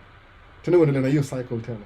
So kama ili take 4 years na ime take 4 years ingine could triple your amount, quadruple your amount you gonna make before. Umeona? Ulikuwa na 50, sasa uko na 250, ni kama 5 times more plus interest. Alafu tukue hii invest tena ikubring you 20,000 a month. So unaona what I'm saying? So as you get older, ulikuwa 25 kufika 30 uka-invest. So una make ile whatever it took you 4 years in 1 year. Aya, tena we invest another 4 years, imekuwa 250,000. Another 4 years ni 1 million. Another 4 years ni, you see what I'm saying? So every 4 years una increase actually una save. Why are you saving? For the next available investment. You know what I mean? The next available. You sometimes hauna pesa ya kununua truck cash. But if you're saving, hata ile discipline when you're buying the truck, utakuwa very careful sababu hii pesa hii inakulipa naye truck ni sweat and tears. I show up to from nowhere. No. Something happened. Uliona alboki na kununua sijui nini, ukaiforgo, ukaachana naye. So ile kuforgo unakuwa rational thinker. You think before you do dumb stuff. Unaona kitu kama hiyo. Alafu unakuwa financially, unakuwa a good manager of your finances. Ukiendelea hivyo ina quadruple. So kama it take 4 years ununue gari ya maana, if you want after another 8 years unasemaje, ile 50 moja mbaki pale juu, ile ya 250, acha nitoe 50 ninunue gari cash kusatisfy ile tu kufurahisha roho, alafu ndio move to the next level. Semeaje, now that nishafurahisha roho hii section, wacha the next ikuwe investment. 4 years tena utasema because nilibuy gari moja last time, so wacha ninunue nyumba kubwa kwa hii investment, the 8th year ni feel kama I'm heading somewhere. Alafu ngoje 4 years tena nikisema wacha ninunue board. You see what I'm saying? Ina grow pole pole. So every 4 years una move to the next thing. That's why you save money. Hata hiyo for 1K is a retirement. Hizo utangoja labda 40 years, ufike 65, but still kufika 65 hivi you've been doing something kichini na invest over time. Hiyo ndio real life iko hivyo, by the way. Ile life ile, kwa sababu hautakuwa young forever, hautakuwa na energy forever. Lazima pia unakula vizuri, una exercise ndio kuwe healthy. Juu semangaje, if you don't exercise, wewe ni mnono tu ovyo unakula. Hiyo ni advice yangu personal. Nasema choose your nursing home. Unaona? Ama choose where you're gonna, sababu utabaki hata uweze na kacho when you're 70. Kwa nini? You're too heavy or exercise muscle. Ndio mupenda photography because kama jana nilikuwa nasijui ni 4,000 steps just taking pictures. Unaona? I like that. Juu inanipatia ile una move around. Unaona? That's what nasema hivyo. Yaani lazima ujeke place, yaani ile at least you're moving around. Unajua tu whatever I'm doing right now inani benefit in this and this and this and this. Hata ni try kuanzisha TikTok tena. Ikubali sikatike. Imeendelea sasa. So instead of investing in gas, please break down. Break down Hassan Waisa. Una save hivyo ukiendelea mbele hivyo pole pole. So hello Albo, how are you doing? Have you been? Master Gabu, niko poa kabisa, vipi bwana? Unaendeleaje wewe leo? Leo ni Father's Day. Una watoi? Sorry, I was trying to ask any project in terms of your trucking career, like involved in transporting dirt needs for pipeline. That's what they do. They do fracking. I've never been there. I've never done this. Muskia story, but musema nasikia story kama mtu tu a layman. Maybe if I found somebody who's already doing it ama has done it before, na mwacha yao ongee, alafu mtasikia from that to extract plan mesema. I'm pretty sure kuna somebody that I know hapa hivi ashafanya kazi Unfiltered. Natafuta mtu tu pole pole hapa hivi. So asemaje, Chamwena asema kazi safi. Thanks. What strategy did you use to get contacts as a new truck owner? Strategies. I didn't really, contacts is just, I knew people who were doing it. Nikawa copy everything. There's no strategy. Me, it's very simple. I see them doing it. No. Ile jina kama sama ile sijia itakuwa offensive. Sisi ni watu mbele nini. Asema ile monkey see, monkey do. No. Sasa hivyo. Ile tu hope see offensive. But hivi, monkey see, monkey do. Ndio tu these guys were doing this thing. Nikawa join. I started doing the same thing they were doing. Bila nini. Alafu while I was in the thing, nikalearn too how to maneuver in my own way. Jukila mtu nijua kuna ile personalize. Unaona hivyo, personalize. So mimi za nyumba leo, nyumba leo. Same block, same everything. So maybe we are neighbors across. Kama say neighbor wetu wa this side, I make a fence around nyumba yake. Si hatuna fence. Neighbor wajua na fence. Unaona? Kwa nini we make a fence? Because yeye akona madogi. So yeye utaka dogi zake zikimbie kwa backyard bila kuinterfere na neighbor next door neighbor tukae, unaona. So hiyo fence kwa nyumba yao, it's their preference. Sawa. So na mimi sisi tuna prefer hatuna dogi. So sisi ni iko open to. So hiyo the difference. Ile you customize what you want. Umeona hivyo. So kama hiyo mambo ya strategy ya contacts, I just did exactly what everybody else was doing. The only thing for an extra ile, when I started making money, I strategized differently. Sababu kuna ile, when I was asking for advice, should I buy a new truck or a used truck? Most of all, lembiaje, usinunue a new truck. Why? How are you going to make the payments off season? You can be, oh, that makes sense. But sikujua, whoever I was talking to, maybe alikuwa na personalized reasons zake why he would say that. Mbona hivyo? Sikujua kwa nini. So mimi buy truck. Nika buy truck brand new. nimeilipia 5 years. So how do I make the payments in the winter when I'm not working? Hiyo same strategy. Nisemaje, kama na benefit, acha ni delay process yangu ya kudo investment mpaka truck ikuwe paid off. Once it's paid off, the money I get from the paying off truck, I'll be paying myself. Najua ndakuwa na maintenance, but I was willing to gamble na hiyo kitu. Sahi truck iko paid off sahi. No. Na moja iko in payment bado. Am I moving forward? Na truck keep up na truck maintenance ndio inyamaze sikuwe na shida mingi. Ndio at least, so ni kama una gamble as you go. Unaona hivi tukayo. So wange perceive how you can have a truck payment na gari imekaa for 3 months. So me, what I do ni hivi. Since ni by truck, I'm always available. If somebody calls me for 2 days, they're at a job. 3 days, they're at a job. So your 2 days, 3 days, it helps at least pay the minimum, your bottom line, your payments. Hata kama make profit, then jumuishi within my means, but ile pesa ile extra ya when the months are good, nakuja naongezea hapa ina stretch the whole year namaliza. Alafu I managed to get my wife to drive truck too. Yeah, ja catch up bado, but ile pia niko na ile I'm gambling na hope ile ataona ile benefit ya ku kitu siwezi mwambia, tukimwambia tuta argue, unaona, ujuaji mingi. But the truth ni ile akiona kama mimi naifanya, alafu yeye figure out how to do it in her own customized way, tutakuwa sawa. Unaona, tutakuwa sawa. Mimi semaje, stam assist na katu I go through kama mwalimu alifundisha exactly the way I went through, but yeye anajua akona backup mimi, but sitamwambia mimi ni backup. Akikoma namsaidia mara kadhaa by the way, but ni ile tu nataka tu align business kivyake, ndio I define this is how this thing is beneficial to me in my own way. Hakuna outside influence au tukaa hiyo. So ukisema ati what's the strategy, mimi ndio tu wasoke do kitu hivi, I did the same thing. Nili customize it fit my own needs in my own way. That's the only difference. Stana kama unauliza contacts, ukuja hapa hivi, all you gotta do, kama msaitwa Ralph nasema jina yake finally, Ralph yeye amekuja hapa juzi, mpata license too, amekuja hapa 1 year, yeye kama Paul pia. So Ralph yeye hajapata job bado, anaendesha one of our colleagues, anamuendesha a businessman, so he's learning the way ata customize your story pia, same thing. No, there's nothing new. Yani step 1, if you want to do what I'm doing, get a license. That's it. CDL. Hiyo sitakwambia, you have to figure it out how to do it. Atakwambia ile one advice, wewe ujisomee sababu ni test, ni driving test. Hiyo ni wewe. I can't help you with that. I can't help you with that. Hiyo ni wewe peke yako.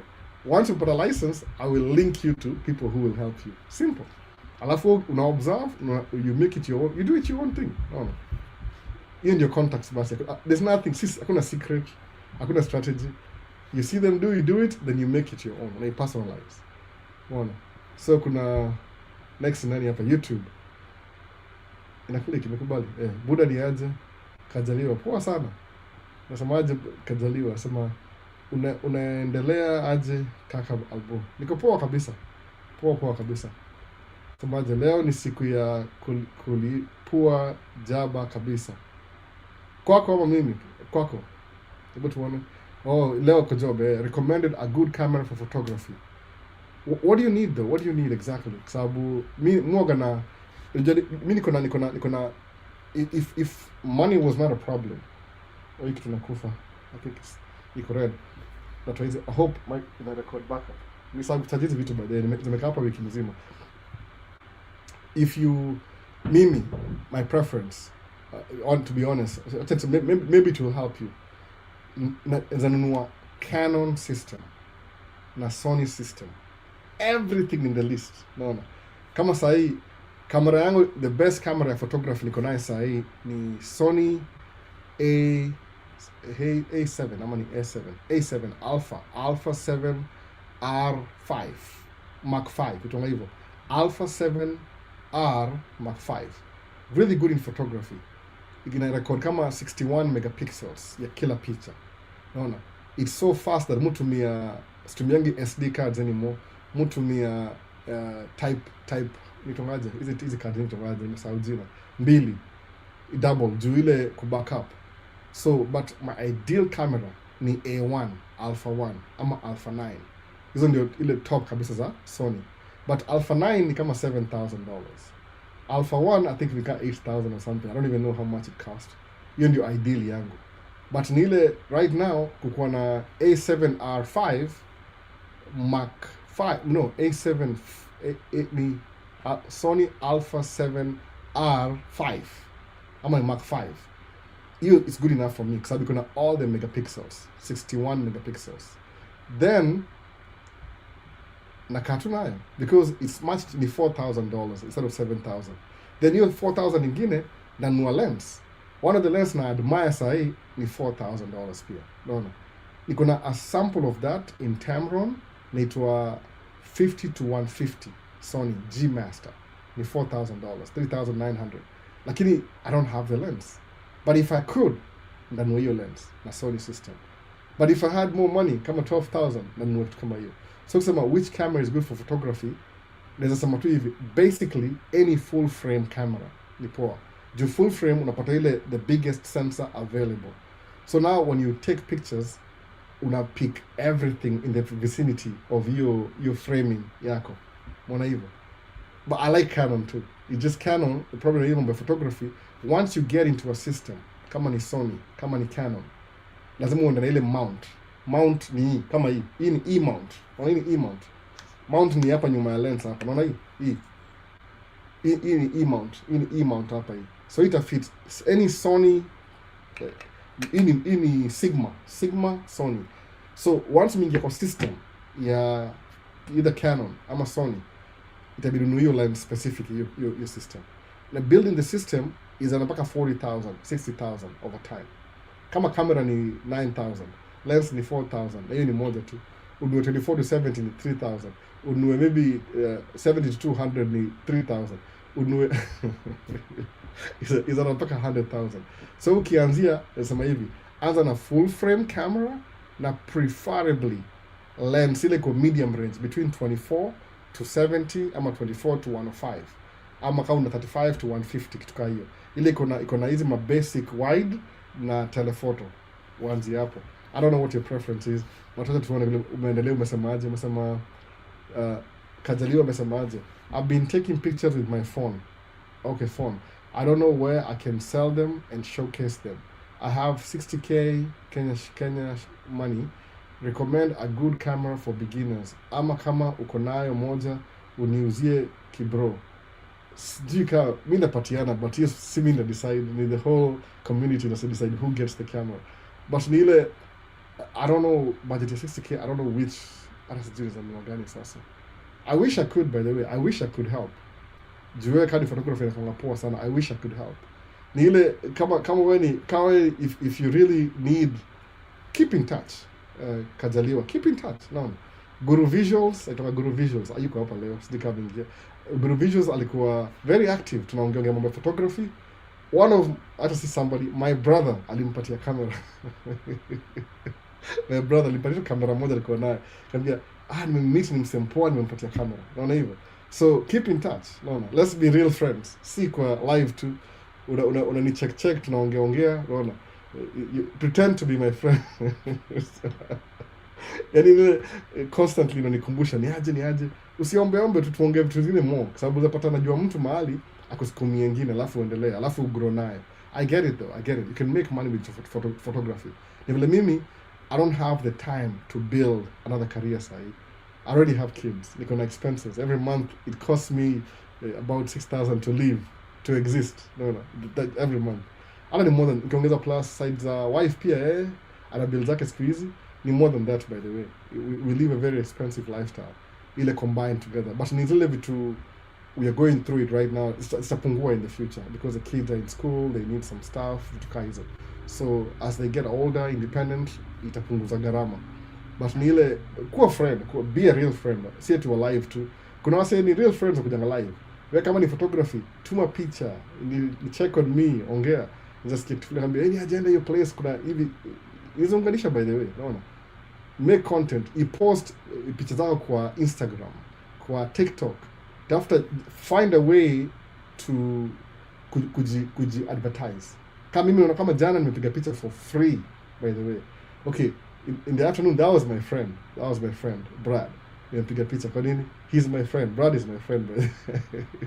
So because he's sick, I don't see him every day. I want to have records. Yeah. So nilipiga picha karibu 400. Just no, good friend.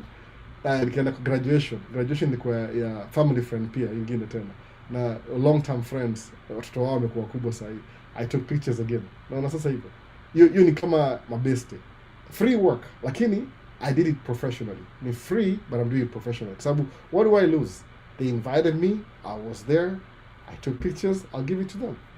But if you want to get me out of my way, out of my kids and my family for 4 hours, I don't even know you, ni business hiyo. You have to pay me for the hours. Upfront, by the way, sikiliza sifanya mchezo, upfront. And I value my time. Kwa sababu ndakubringia professional work. Ukijua kama if you're okay with me taking the pictures, itakuwa professional. But ukisema ati I give you one, I don't have one. Ile niko na moja hapa mtumia ni deni, microphone imezimika. Hope tutarecover hii audio. Tena check. Nisahau kucharge. Sijui ni unplug ama nini. Sawa, imezimika tu anyway. So kajaliwa, lazima kuna keep in touch. You have to be more than a friend. Weekendi una check on me, tunabonga, unaniambia kile unafanya. Ndio nikuwe up to date, nijue how I can help you. Jipia sometimes kama uko in touch sana, I could be walking around alafu nione maybe another deal, maybe kama yanauza mahali, a good deal, nione kama ingia budget yako, alafu nikusukumie kitu kama hiyo. Unaona? Be kama ile a business associate, kitu kama hiyo. Nasema hivyo, si friend, everybody's my friend. But ile good visuals, kwa naongea naye every week. Sikiza hata niongeleshi, but it's okay. Do you know why? Because he's busy working. No, akomboka mbaya, piga mapicha. Hata muone video na cheka, nasema tu mtoi anaenda mbali, mtoi younger than mimi, nasema mtoi. Anaenda mbali. Akona graduation, akona video, akona vitu mob sana. Na kamera moja tu ilimuinspire kabisa, by the way. No. That's what you need to do. Post pictures zako. Post out there. Usikae nazo. How am I supposed to know? Na ujaini onyesha. Weka Facebook. Tuma link. Alboni aje, hizi zakaaje? Zakapoa. Chukua hiyo kwanza uweka kwa page yako. Pia mimi naweka huko na jina yako hapo. Unaona? Free advertising. Ndio hivyo bwana, usiogope. Utalipwa. Hizi vitu si bure. Unaanza alafu utalipwa. Unaona? Guru is putting it to work. Exactly. Unajua? You fanya job kila siku hiyo msee. Unaona, shoot video after video after. Ala sasa hiyo kuna camera. Unajua something funny ni hivi. Mimi naambia kweli kabisa, I'm very shy. Utashangaa when you meet me in person. I am very shy. Unaona? Mbele ya watu. Very shy. But nikitoa kamera hivi, ni kama ninipatia confidence fulani. I get lost in my moments. Junile samaje kama jini nilika Brad hivi naangalia hivi. I didn't know anybody except Brad, watoto wake wawili na ex-wife wake. That's it. Watu, I only knew 4 people. Plus yeye 5. Na walikuwa busy. Huko nikasalimia Brad, tukakaa chini na yeye. Nisomesha kiti karibu na yeye kabisa, ile uoga ile. Unajua yeye anaweza ongea na yeye. Na hii ni situation gani? Niko place. Niko countryside. Naona countryside. Ni ocha. Siko record video, I'm so sorry. Sikudi mtu avoid video mob, ndachelewa. So niko countryside, alafu sasa hao yake atumia maji ya well. Juni big property, kama sijui how many acres. But niko kwa countryside, alafu nimepaka kando ya barabara, county road. Alafu hao yake driveway unatembea. Alafu there's only 2 black guys. Huyu mwingine alikuwa na pikipiki, alikuwa na motorbike. Hata before niongee na yeye alikuwa shaenda already. So man, but once ika camera hivi, niko back at home. Now everybody wants to know who I am. Unaona hivyo? Ina break the ice kwa camera, ina break ice completely. Because you know what you're doing. Ati, so are you a professional? I'm not a professional. I'm just Brad's friend. That's it. So but you look like I do but I'm just his friend. Hivyo tu, naona hivyo. Inafungua confidence. Usingoje ulipwe ndio unafanya kitu. Sometimes you have to do free work. Na free work inakusharpen skills. Because what do I have to lose? Maybe some time. Because now that nimechukua picha 400, I have to edit those pictures.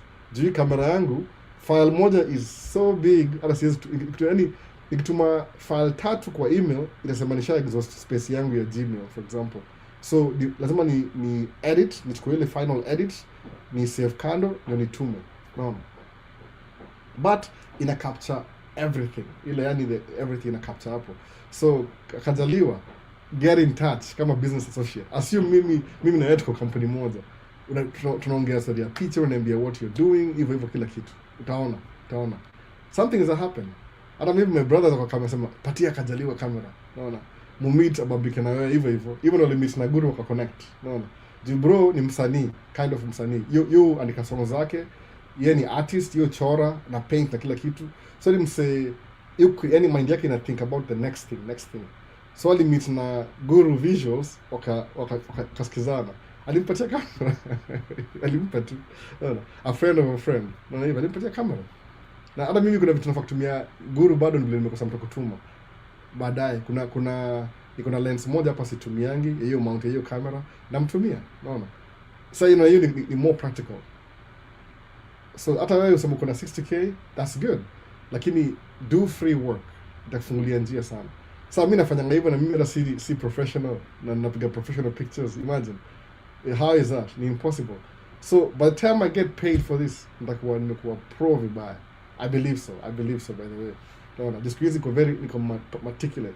Kama ni every time napiga picha kama 400 saa hii, rekodi yangu saa hii, niko 95% good pictures. 95%. Imagine. Should I share this or not share this? Should I share this? Kituka hiyo. But most pictures mu share. Because iko 95% perfect. Najua angle. Nikimsema amechakachaka vibaya, sifinyi trigger na ngojea. Naambia smile. Akismile hivi hiko. Unaona? Sikizi mungu anakuwa ananiambia toka hapo. Geuka hivi. Kaa hapa. I'm very confident. Kuna kama hii picha na kamba naambia songa hivi. Kuja hapa. Songa pale. Kaa chini, simama. Badilishana hivi. I'm very sababu najua I know how it's gonna look like. Unaona? Kaza kupiga magari manini okay. Hiyo kuna casual inaendelea leo by the way, but hii wiki imekuwa too busy. Ile back to the 50s, ile gari mzee. Hiyo siwezi toboa sasa, it's too late. Lakini overall, ile tu overall kabisa. Overall. Do free work. Unaona? Enda safari rally, piga picha. Kuja uziangalie uone zinakaaje. Unaona? Kusema I'm taking with my phone. Phone ni poa but utashare wapi? Ile labda kwa video, uinishika video alafu share, explain. Na understand itakuwa big deal. Ndio mufuata watu na imitate mtu wa photographer. Semaje, what do they do kuwa famous? Na watch kama Jared Paulin front of photo.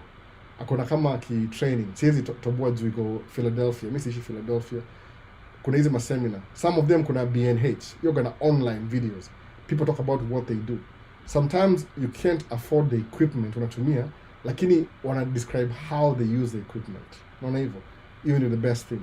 Mula tu nasikiza na watch na nika notes. Sema okay, so you do this and that. Okay. Sometimes I'm more so specific paka what do you use for this kind of photography? Alafu naijaribu. That's it. Uzuri hapa hivi na appreciate kwa states ni ile yaani mtu hawezi kuibia kamera. Inazaibiwa by the way. Sisi hakuna muizi, inazaibiwa. Lakini ni ile consequences za kuibia mtu kamera. Consequences. Ukishikwa. Man. It's not worth it. No. But mu play it safe. Bag zangu mwanga na ile AirTag. Unaona? Na when I'm going out na kamera yangu inaishika mgongo yangu sio tangi chini. Unless ni place kama it depends. Unaona? Kama kuna mahali kunaweza kutoka store. So fanya hivyo. Kuwa more than unaona tuko kama business associate. Alafu kaka tembea Kenya bana. Niko hapa Isili, hapa Benbella. Uko Benbella mtaa yetu. Kuja tembea hata 1 week bro. There is a lot for you here to have fun and relax. Kwa hivyo kwa Benbella Lane. Huko niligrow up by the way, Benbella Lane. Back in the days. So, nimesema kuwa kama business associate. Tuongee, nitumie ka text. Ni ajabu naenda photo session leo. Tips gani? Hata mimi napigia kabisa. Pia mimi naenda photo session. Ulipigaje hii na hii? Tuna discuss. No. You never know. Ukianza na hiyo believe hiyo itafungua possibilities zingine. Utashangaa sana. Unaona? Kwa kama business associate. Ni wale wasemu wao wana inspire kwa photography, mu comment kwa video zao na wana reply. Unaona? Because now this one is so technical, they have to reply. Alafu na learn, hata who knows, naweza pata nikutumie ma resources ama nikiwatch video fulani imeni-inspire nikutumie au uone pia. Ujue ni aje. Vitu nimelearn. Sikuzaliwa na hizo vitu. So, can we do a meeting and greet your fans wako? I can do that if like hii time iko limited. Unajua notice tangu niko na mtoi mdogo live ili change kidogo. I can't even have a niko limited, niko na 2 hours sahi. Actually sahi niko na 2 hours.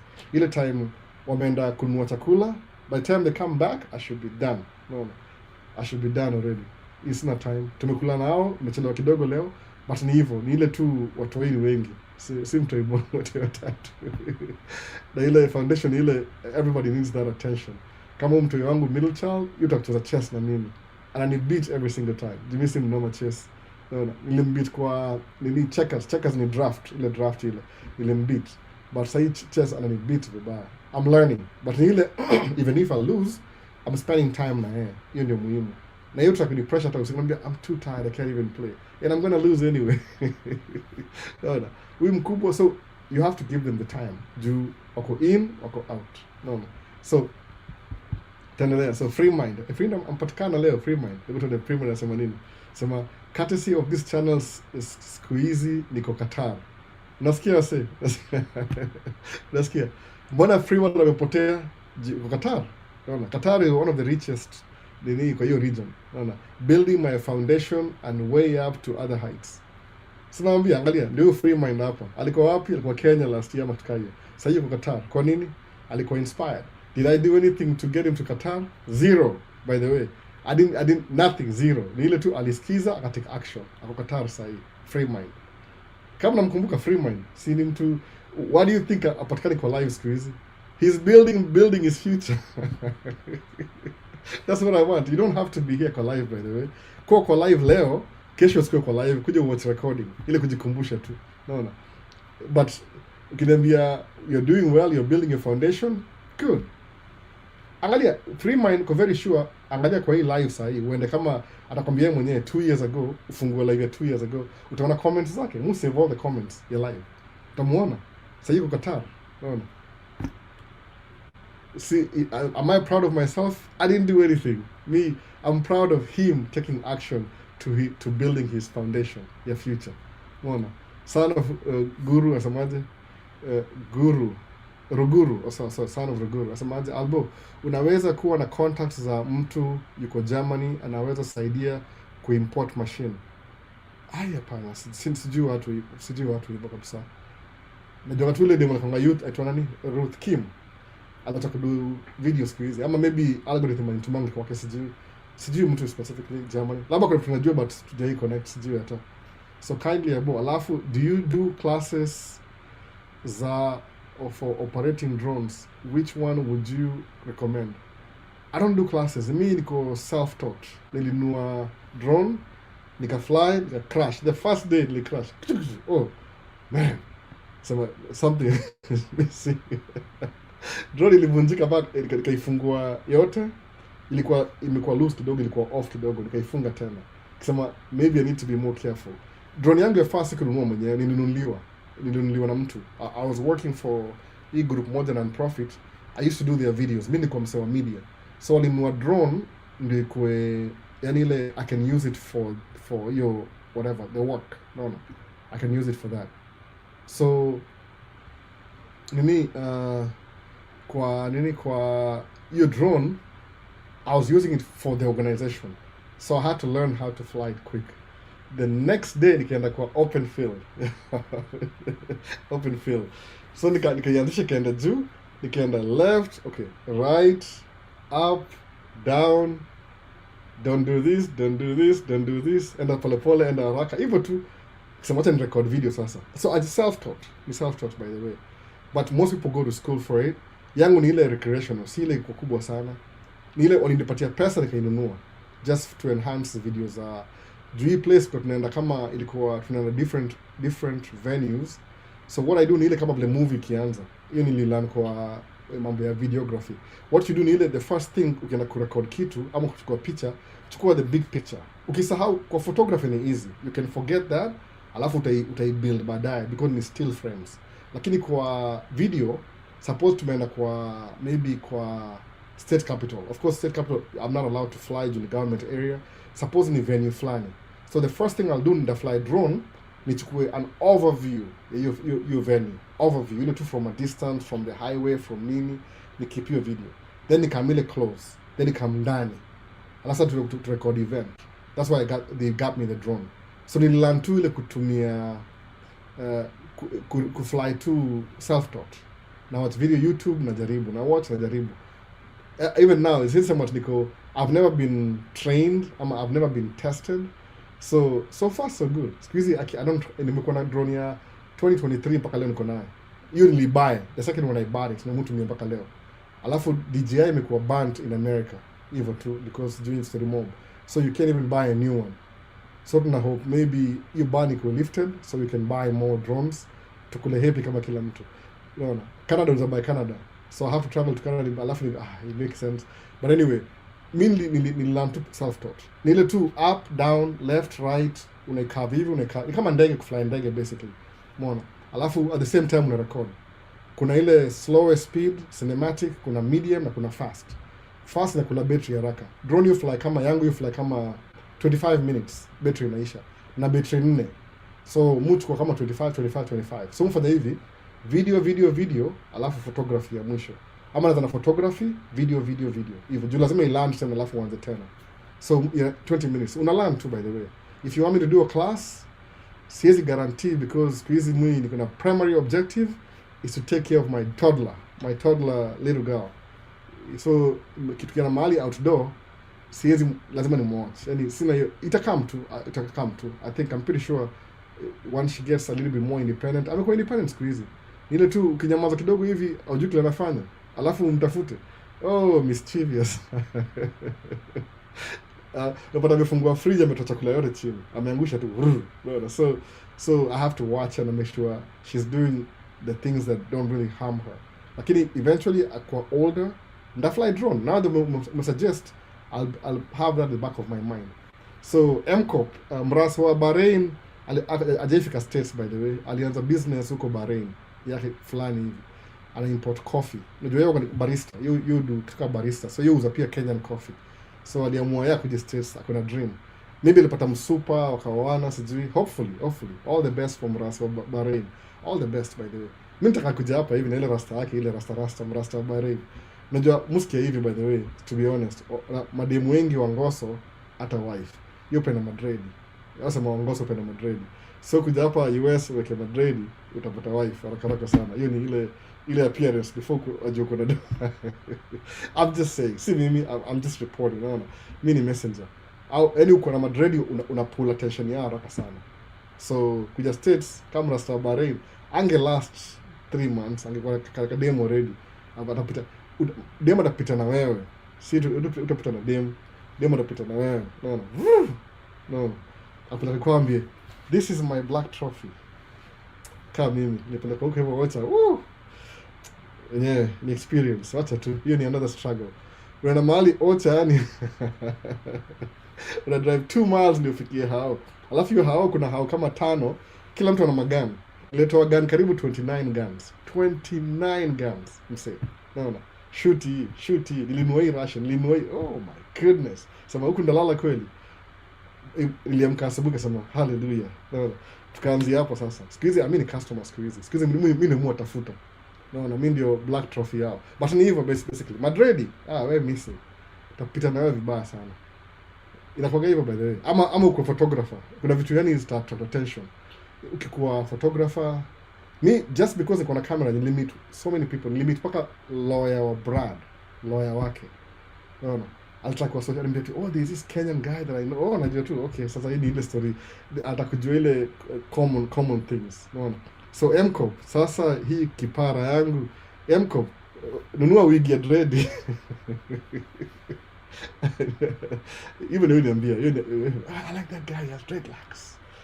Najua tu ile imetrigger ile sama jungle fever. Anyway, tuendelee. Story more. Mrasa Bahrain bado kwa Bahrain. I think anauza coffee. Niko tamani akuja hapa sana by the way. Sijui kuna watu mu wish tu akuje yani. Akuje tu, unaona? Akuje. So anyway, ndio hiyo. Saa ngapi saa hii? 4. No the time. Sijasikia kirudi. Tuko how far? Swali za YouTube zimeisha. So up to date. Nini yangu imezimika already. Microphone last week nitoka hapa mbio nikasahau kucharge hizi microphone. Imezimika already. But ni hivyo kajaliwa, assume mimi na wewe tuko business associates. Nipigie simu, tuma text. Usipigie usiku though. Kuna msee sijui nimesahau jina lake, sina simu leo. Alikuwa ananitafuta, anipigia simu, amenipigia simu 4 in the morning. Nikaangalia hivi kasema, hata siwezi answer sasa hivi. I'm trying to niende ku prepare kwenda job. Naona. Kama niko wapi Friday, niko airport, kesho niko airport tena. Na padile airport terminal 2 si poa sana. So MCOP, I'll start photography. Kama warembo wanapenda photographer, msee. Sasa what are you talking about? Unafikiri ni jokes? Wewe uko hapo already MCOP. Nunua kamera bana. Nunua lens moja na kamera moja. Uanze. Enda hizi places are used, ununue uanze hapo. Unaona? Ama uchukue credit card ya Best Buy, ama ule uchukue moja credit card ilipia pole utashangaa. Albo, what's a good passive business investment other than laundromat? Kuna mob sana by the way, kuna gas station, hizi vitu hili au itanga boring businesses. Muko pile words za nani itawaje Cody Sanchez. Yonge hizi vitu. Kuna hizi to business hivi. Gas station utapata ina gross 40k a month. Naona? In a busy place, si mafuta, ni mafuta plus everything combined. Mafuta si profit mob sana. Ile ni kama inavuta wase kuja hapo. Gas station, kuna laundromat, kuna parking lot. Ile sema either way, either ni ya truck ama ni ya gari ndogo. Kwa sababu kama ni gari ndogo, suppose unaishi karibu na mahali kama tuseme kuna hospitali hapo, iko very busy. Alafu maybe kuna na event hapo, ama event kama tuseme kuna unasema mislead uko wapi? Timu yenu ni gani bwana? Nimesahau timu za Super Bowl. Iko Hawks, ali Atlanta Hawks. Ni nini yenye ni gani bana? Seattle ni nini? Seattle ni nini? Nimesahau. Seattle mahali wana play game yao. Tafuta old building. Seahawks, man, angalia Hawks. Seahawks. Seahawks. Tafuta place karibu na ukalivi mali Seahawks au play. Alafu maybe kuna neighborhood, tutumie Kent ndio neighborhood. Angalia kama kuna light rail inatoka Kent, kuna hapa ndio downtown, alafu na light rail hapa hivi. Alafu nunua property kwa hiyo route ya light rail. Naona from Kent to Seahawks. Nunua building hapa hivyo. Strategy. Nobody's thinking the way you're thinking. Only you are thinking like that, misleading. Useme okay, kama kuna game ya Seahawks, kuna light rail. Hiyo enda kwa Seahawks huko hivyo downtown. Okay. Hii building ni 1934. Mwenyewe anaiuza how much sijui. Nunua building, chukua financing, demolish. Ongea na city, pata permit, tenza parking lot. Alafu enda TikTok siku hizi ni American. Imechafuliwa, ni American siku hizi. Si nini China hii ni American. Ni hapa American, ni American. Enda uadvertise, usemeaje? Useme the first few months free parking. Azana free parking. Park your car hapa, alafu uende Seahawks kuona game. Watu kuja park gari for free. Waende. Next week uanze event ingine useme $5 parking the whole day to go come as first come first served. Uone kile na happen. Unavuta wase. Watakuwa so used to your parking juu au kuja conveniently, wanapaka kwa parking ya Miss Lydia, wanapanda light rail, wanakuwa na Seahawks. Wakilose wanakamkaa wamejam, wanarudi kwa Seahawks. Unawekea vending machine hapo ndani ya parking lot. Labda ni ghorofa kadhaa 1 2 3 4. That's what you do. Ni akili moja unaweza fanya hivyo. Unaibuild pole pole. Hii ni passive. That could be so successful, what you could do job. No. Move kile vitu kama hizo by the way. Ile sema which odd businesses. So nikiangalia building moja, who owns this building? Na kwa research. Naangalia kuna website fulani by the way ndio wafundisha ya kuangalia hizo kama hapa hivi laundromat hizo uzwa between 250,000 kwa moja kwa 180,000. Hii ni kitu range inaweza afford. But ile sikujua profitability yake iko aje. Naona. Sikujua exactly iko kwa sababu ndipo ujue numbers. It's good to know your numbers. Like kama utaspend 180, how quick can you get that money back? Alafu hiyo potential hiyo neighborhood ni gani? Naona. But musema based on mujo kumekdo na tracking, hata a bad investment kwangu is still an investment. Naweza tumia hiyo kama collateral kuborrow more money for another investment. Unaona hivyo? Imelandika katika books too by the way. Lazima think wide. Usithink tu hapa. Uweze fungua parking lot Kent huko kwa nini? Labda Kent ilikuwa red lined. Sio 1960 ile housing whatever red line. So kama hapa kwetu nini kuna North Minneapolis ni place ina considered very risky in quotes. Unaona? And more property pale unasema iko parking lot. Unaongea na city unasema man, we haven't really been receiving so much money from that. What do we do? Move create track kwanza. Juu track niko na customer already. Ama Miss Lydia uko na uzanga life insurance. Anza kuuza hii insurance ya kawaida. Hii kama car insurance, vitu kama hizo. Anyway, chukue license ya kufanyia wase DOT itongaje? DOT inspection. Ni kama $100 per truck. Kitu kama hiyo. Small boring businesses. Mimi nachukua hiyo license this year, by the way. Nachukua this year. Somebody made 100,000 na hiyo business. Yetu ni inspector. Ana kama anaangalia truck akwambia taya zako ni mbaya, taya zako you failed. Endo ufanyije alafu kama pass.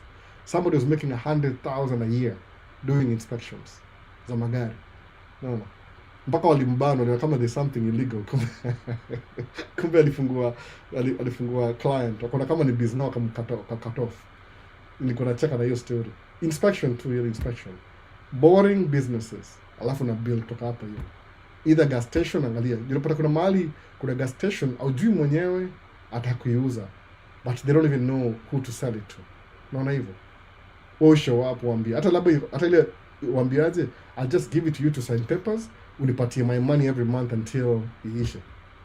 Niko namfanyia job lakini una own business. Naona hivyo. Kuna so many ideas. Alafu hata kwa hii prime area sometimes ni potential areas away from the prime areas. Unaona, imagine waambie wase Seahawks free parking the whole day on Sunday. Unaona, the first few una lose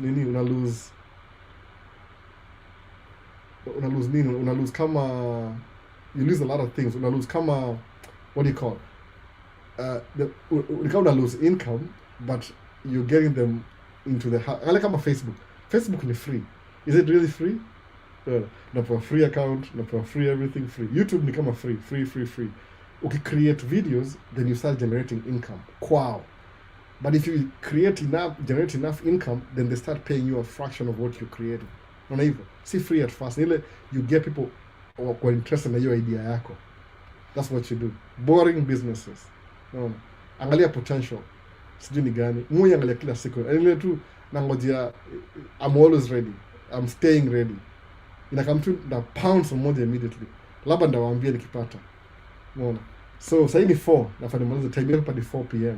Kenya sasa wamelala. Nichelewa kama 2 hours leo. We needed to have lunch kama Father's Day. Ni ishati ya free hapa because my son, so your dad is Spider-Man. Amecheka.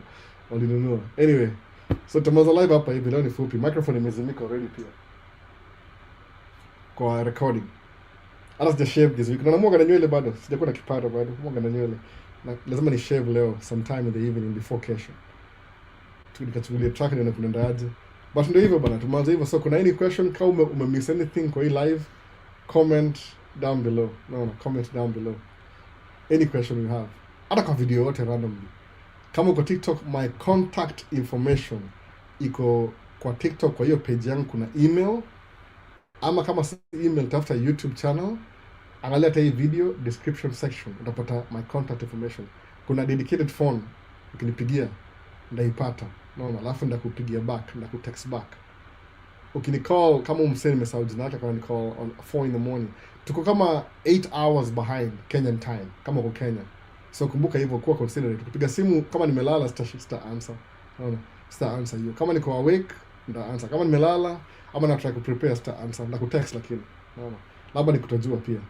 Hata nasema hivyo kitambo ati it's asema there's always happy hour anywhere in the world. Kuna mali ni 6 p.m. sahi somewhere in the world. Na kuna mali ni 4 p.m. So ndio hivyo bana. Mwisho asemaje, live from Meru. Kuna Davis Maina kwa live from Meru. So tamaza hapa hivi live. Kama una swali yote, comment down below. Wala sana watoi, happy Father's Day. Enjoy. Mimi nimenunuliwa t-shirt this time. Hii ndio gift yangu t-shirt. Sijui kama kuna any surprises. I don't think so. Maybe the t-shirt too.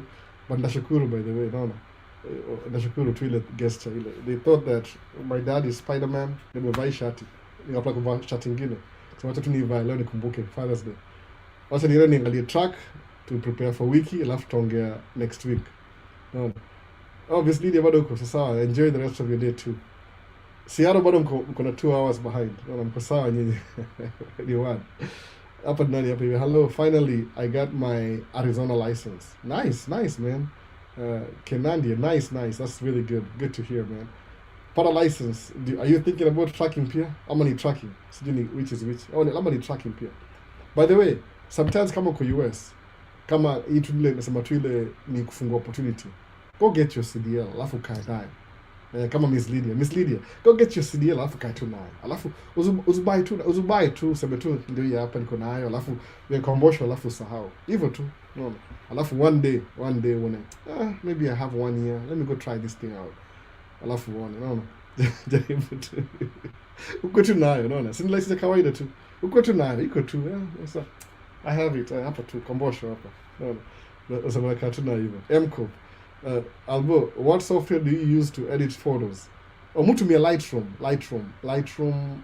Nakutumia Lightroom nailipia. But I'm thinking of switching. Kuna moja itwa Evodo ni poa juu ina update any explain aje Lightroom. Na explain ya sometimes ukipiga picha napata mtu ako out of focus but I didn't know, walini surprise. Hey, can you take a picture? Oh yeah, good. Siko ready. So Evodo naweza vaa iPad hapa kwa shingo hivi. Niweke iPad hapa kwa. Nimevaa iPad kama nani ule Flavor Flav kama unajua mse. Ni old school mse, anavanga clock. Niweke iPad hapa alafu nivae kama kinini. Alafu napiga picha hivi unajiona immediately, instantly. Ina connect alafu ina upload instantly. Naona. I don't think Lightroom iko na hiyo feature yet. Jumuli pia Lightroom anyway. So naweza lipia Evodo beginning this year. I'm trying it out, something new. I think ndio hiyo sasa. Juu unaka ile presets zako, kuna ma presets naongea kama professional. Hizi ni vitu tu by the way. Don't worry about it. Kau juu. Ile tu the way mu edit pictures zangu, mu penda ile natural look, the natural look.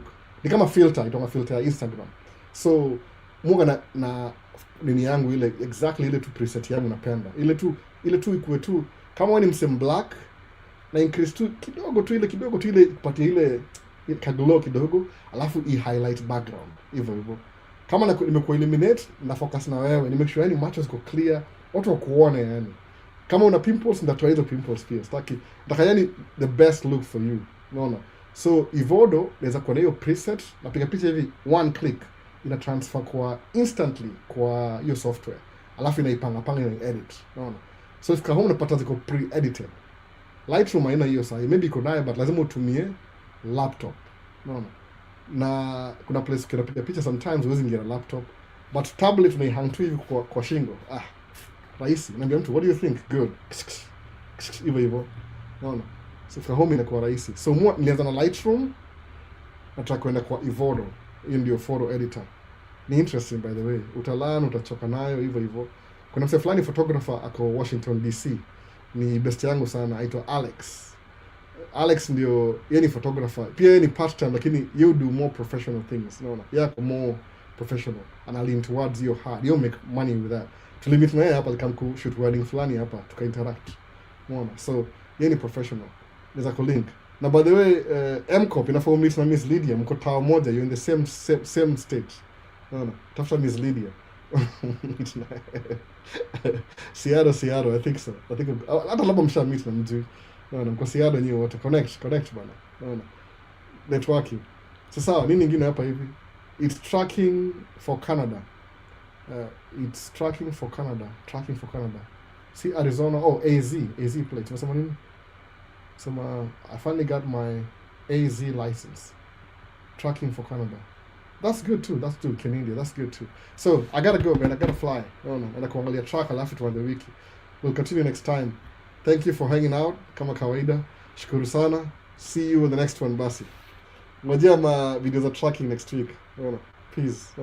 Miss Lydia, alikuwa nataka kukula mchele na photoshoot ya wedding. What? Wedding tena? Hapana, sijasema wedding. MCOP. Hiyo utajitetea mwenyewe. Utajitetea mwenyewe.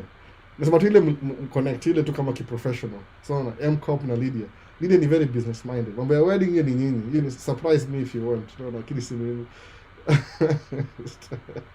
Mchele tena. Sikusema hivyo, naona.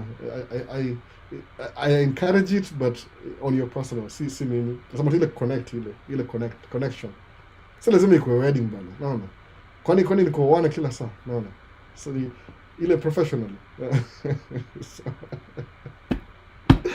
Oh man, imefurahisha bana. Anyway. Professional. Tukue professionals, naona. Ni ile kulink ile kushare ideas. Juu mko napenda business, nini ni business mind. Naona.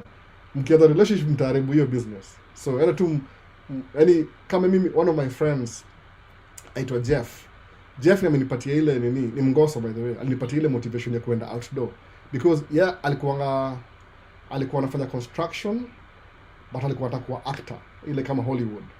Naona ni vile tu he was making good money, kile ilimkatia ni ile alikuwa na problem ya kunywa pombe ikamharibia ile kupata nini, so ikabidi sasa settle down. Yes, sasa hizi ni accountant alafu ana run non-profit, so yeye ndio alini-encourage kuwa outdoor. Unaona tukaa hiyo tuko na professional relationship, yani tukicheka, yani tukiongea tunacheka, hata tukiongea after 4 years tuongee tena tunacheka vibaya juu ni yani tunile connection ya kama business. Asema Mungu encourage juu Mungu ana very daring idea na yuzi execute. Na before nimwambie, so tukataka kwa tu wa friends hivi tukaconnect. So hiyo nilinipatia ile spike ile, unaona, ananiambia just do it, ananiambia just do it. So tuna influence ya tukaenda hivyo. Tukimit leo hiyo sabanga my brother from another mother, huyu ni mngoso kabisa by the way. Nikienda kwake ndio wangoso wapendange ku hang out sana, ni wangoso. Lakini nikienda kwa huyu msee tunakuwa Afrika. Nitoka huko hivyo 2 in the morning. Hadi kulala. Any sometimes wife yake yonifukuza. Albert, just go. He's not gonna go to bed. Walihama out of state though, so at least nasaidia. But ni ile ni truly connection. Kutana hivi time inanyamaza. Unaona?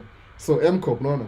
Anasemaje, Miss Lydia next week niko huko karibu graduation yetu. Sasa connecting kiprofessional, unaona? Si mambo ya mchele.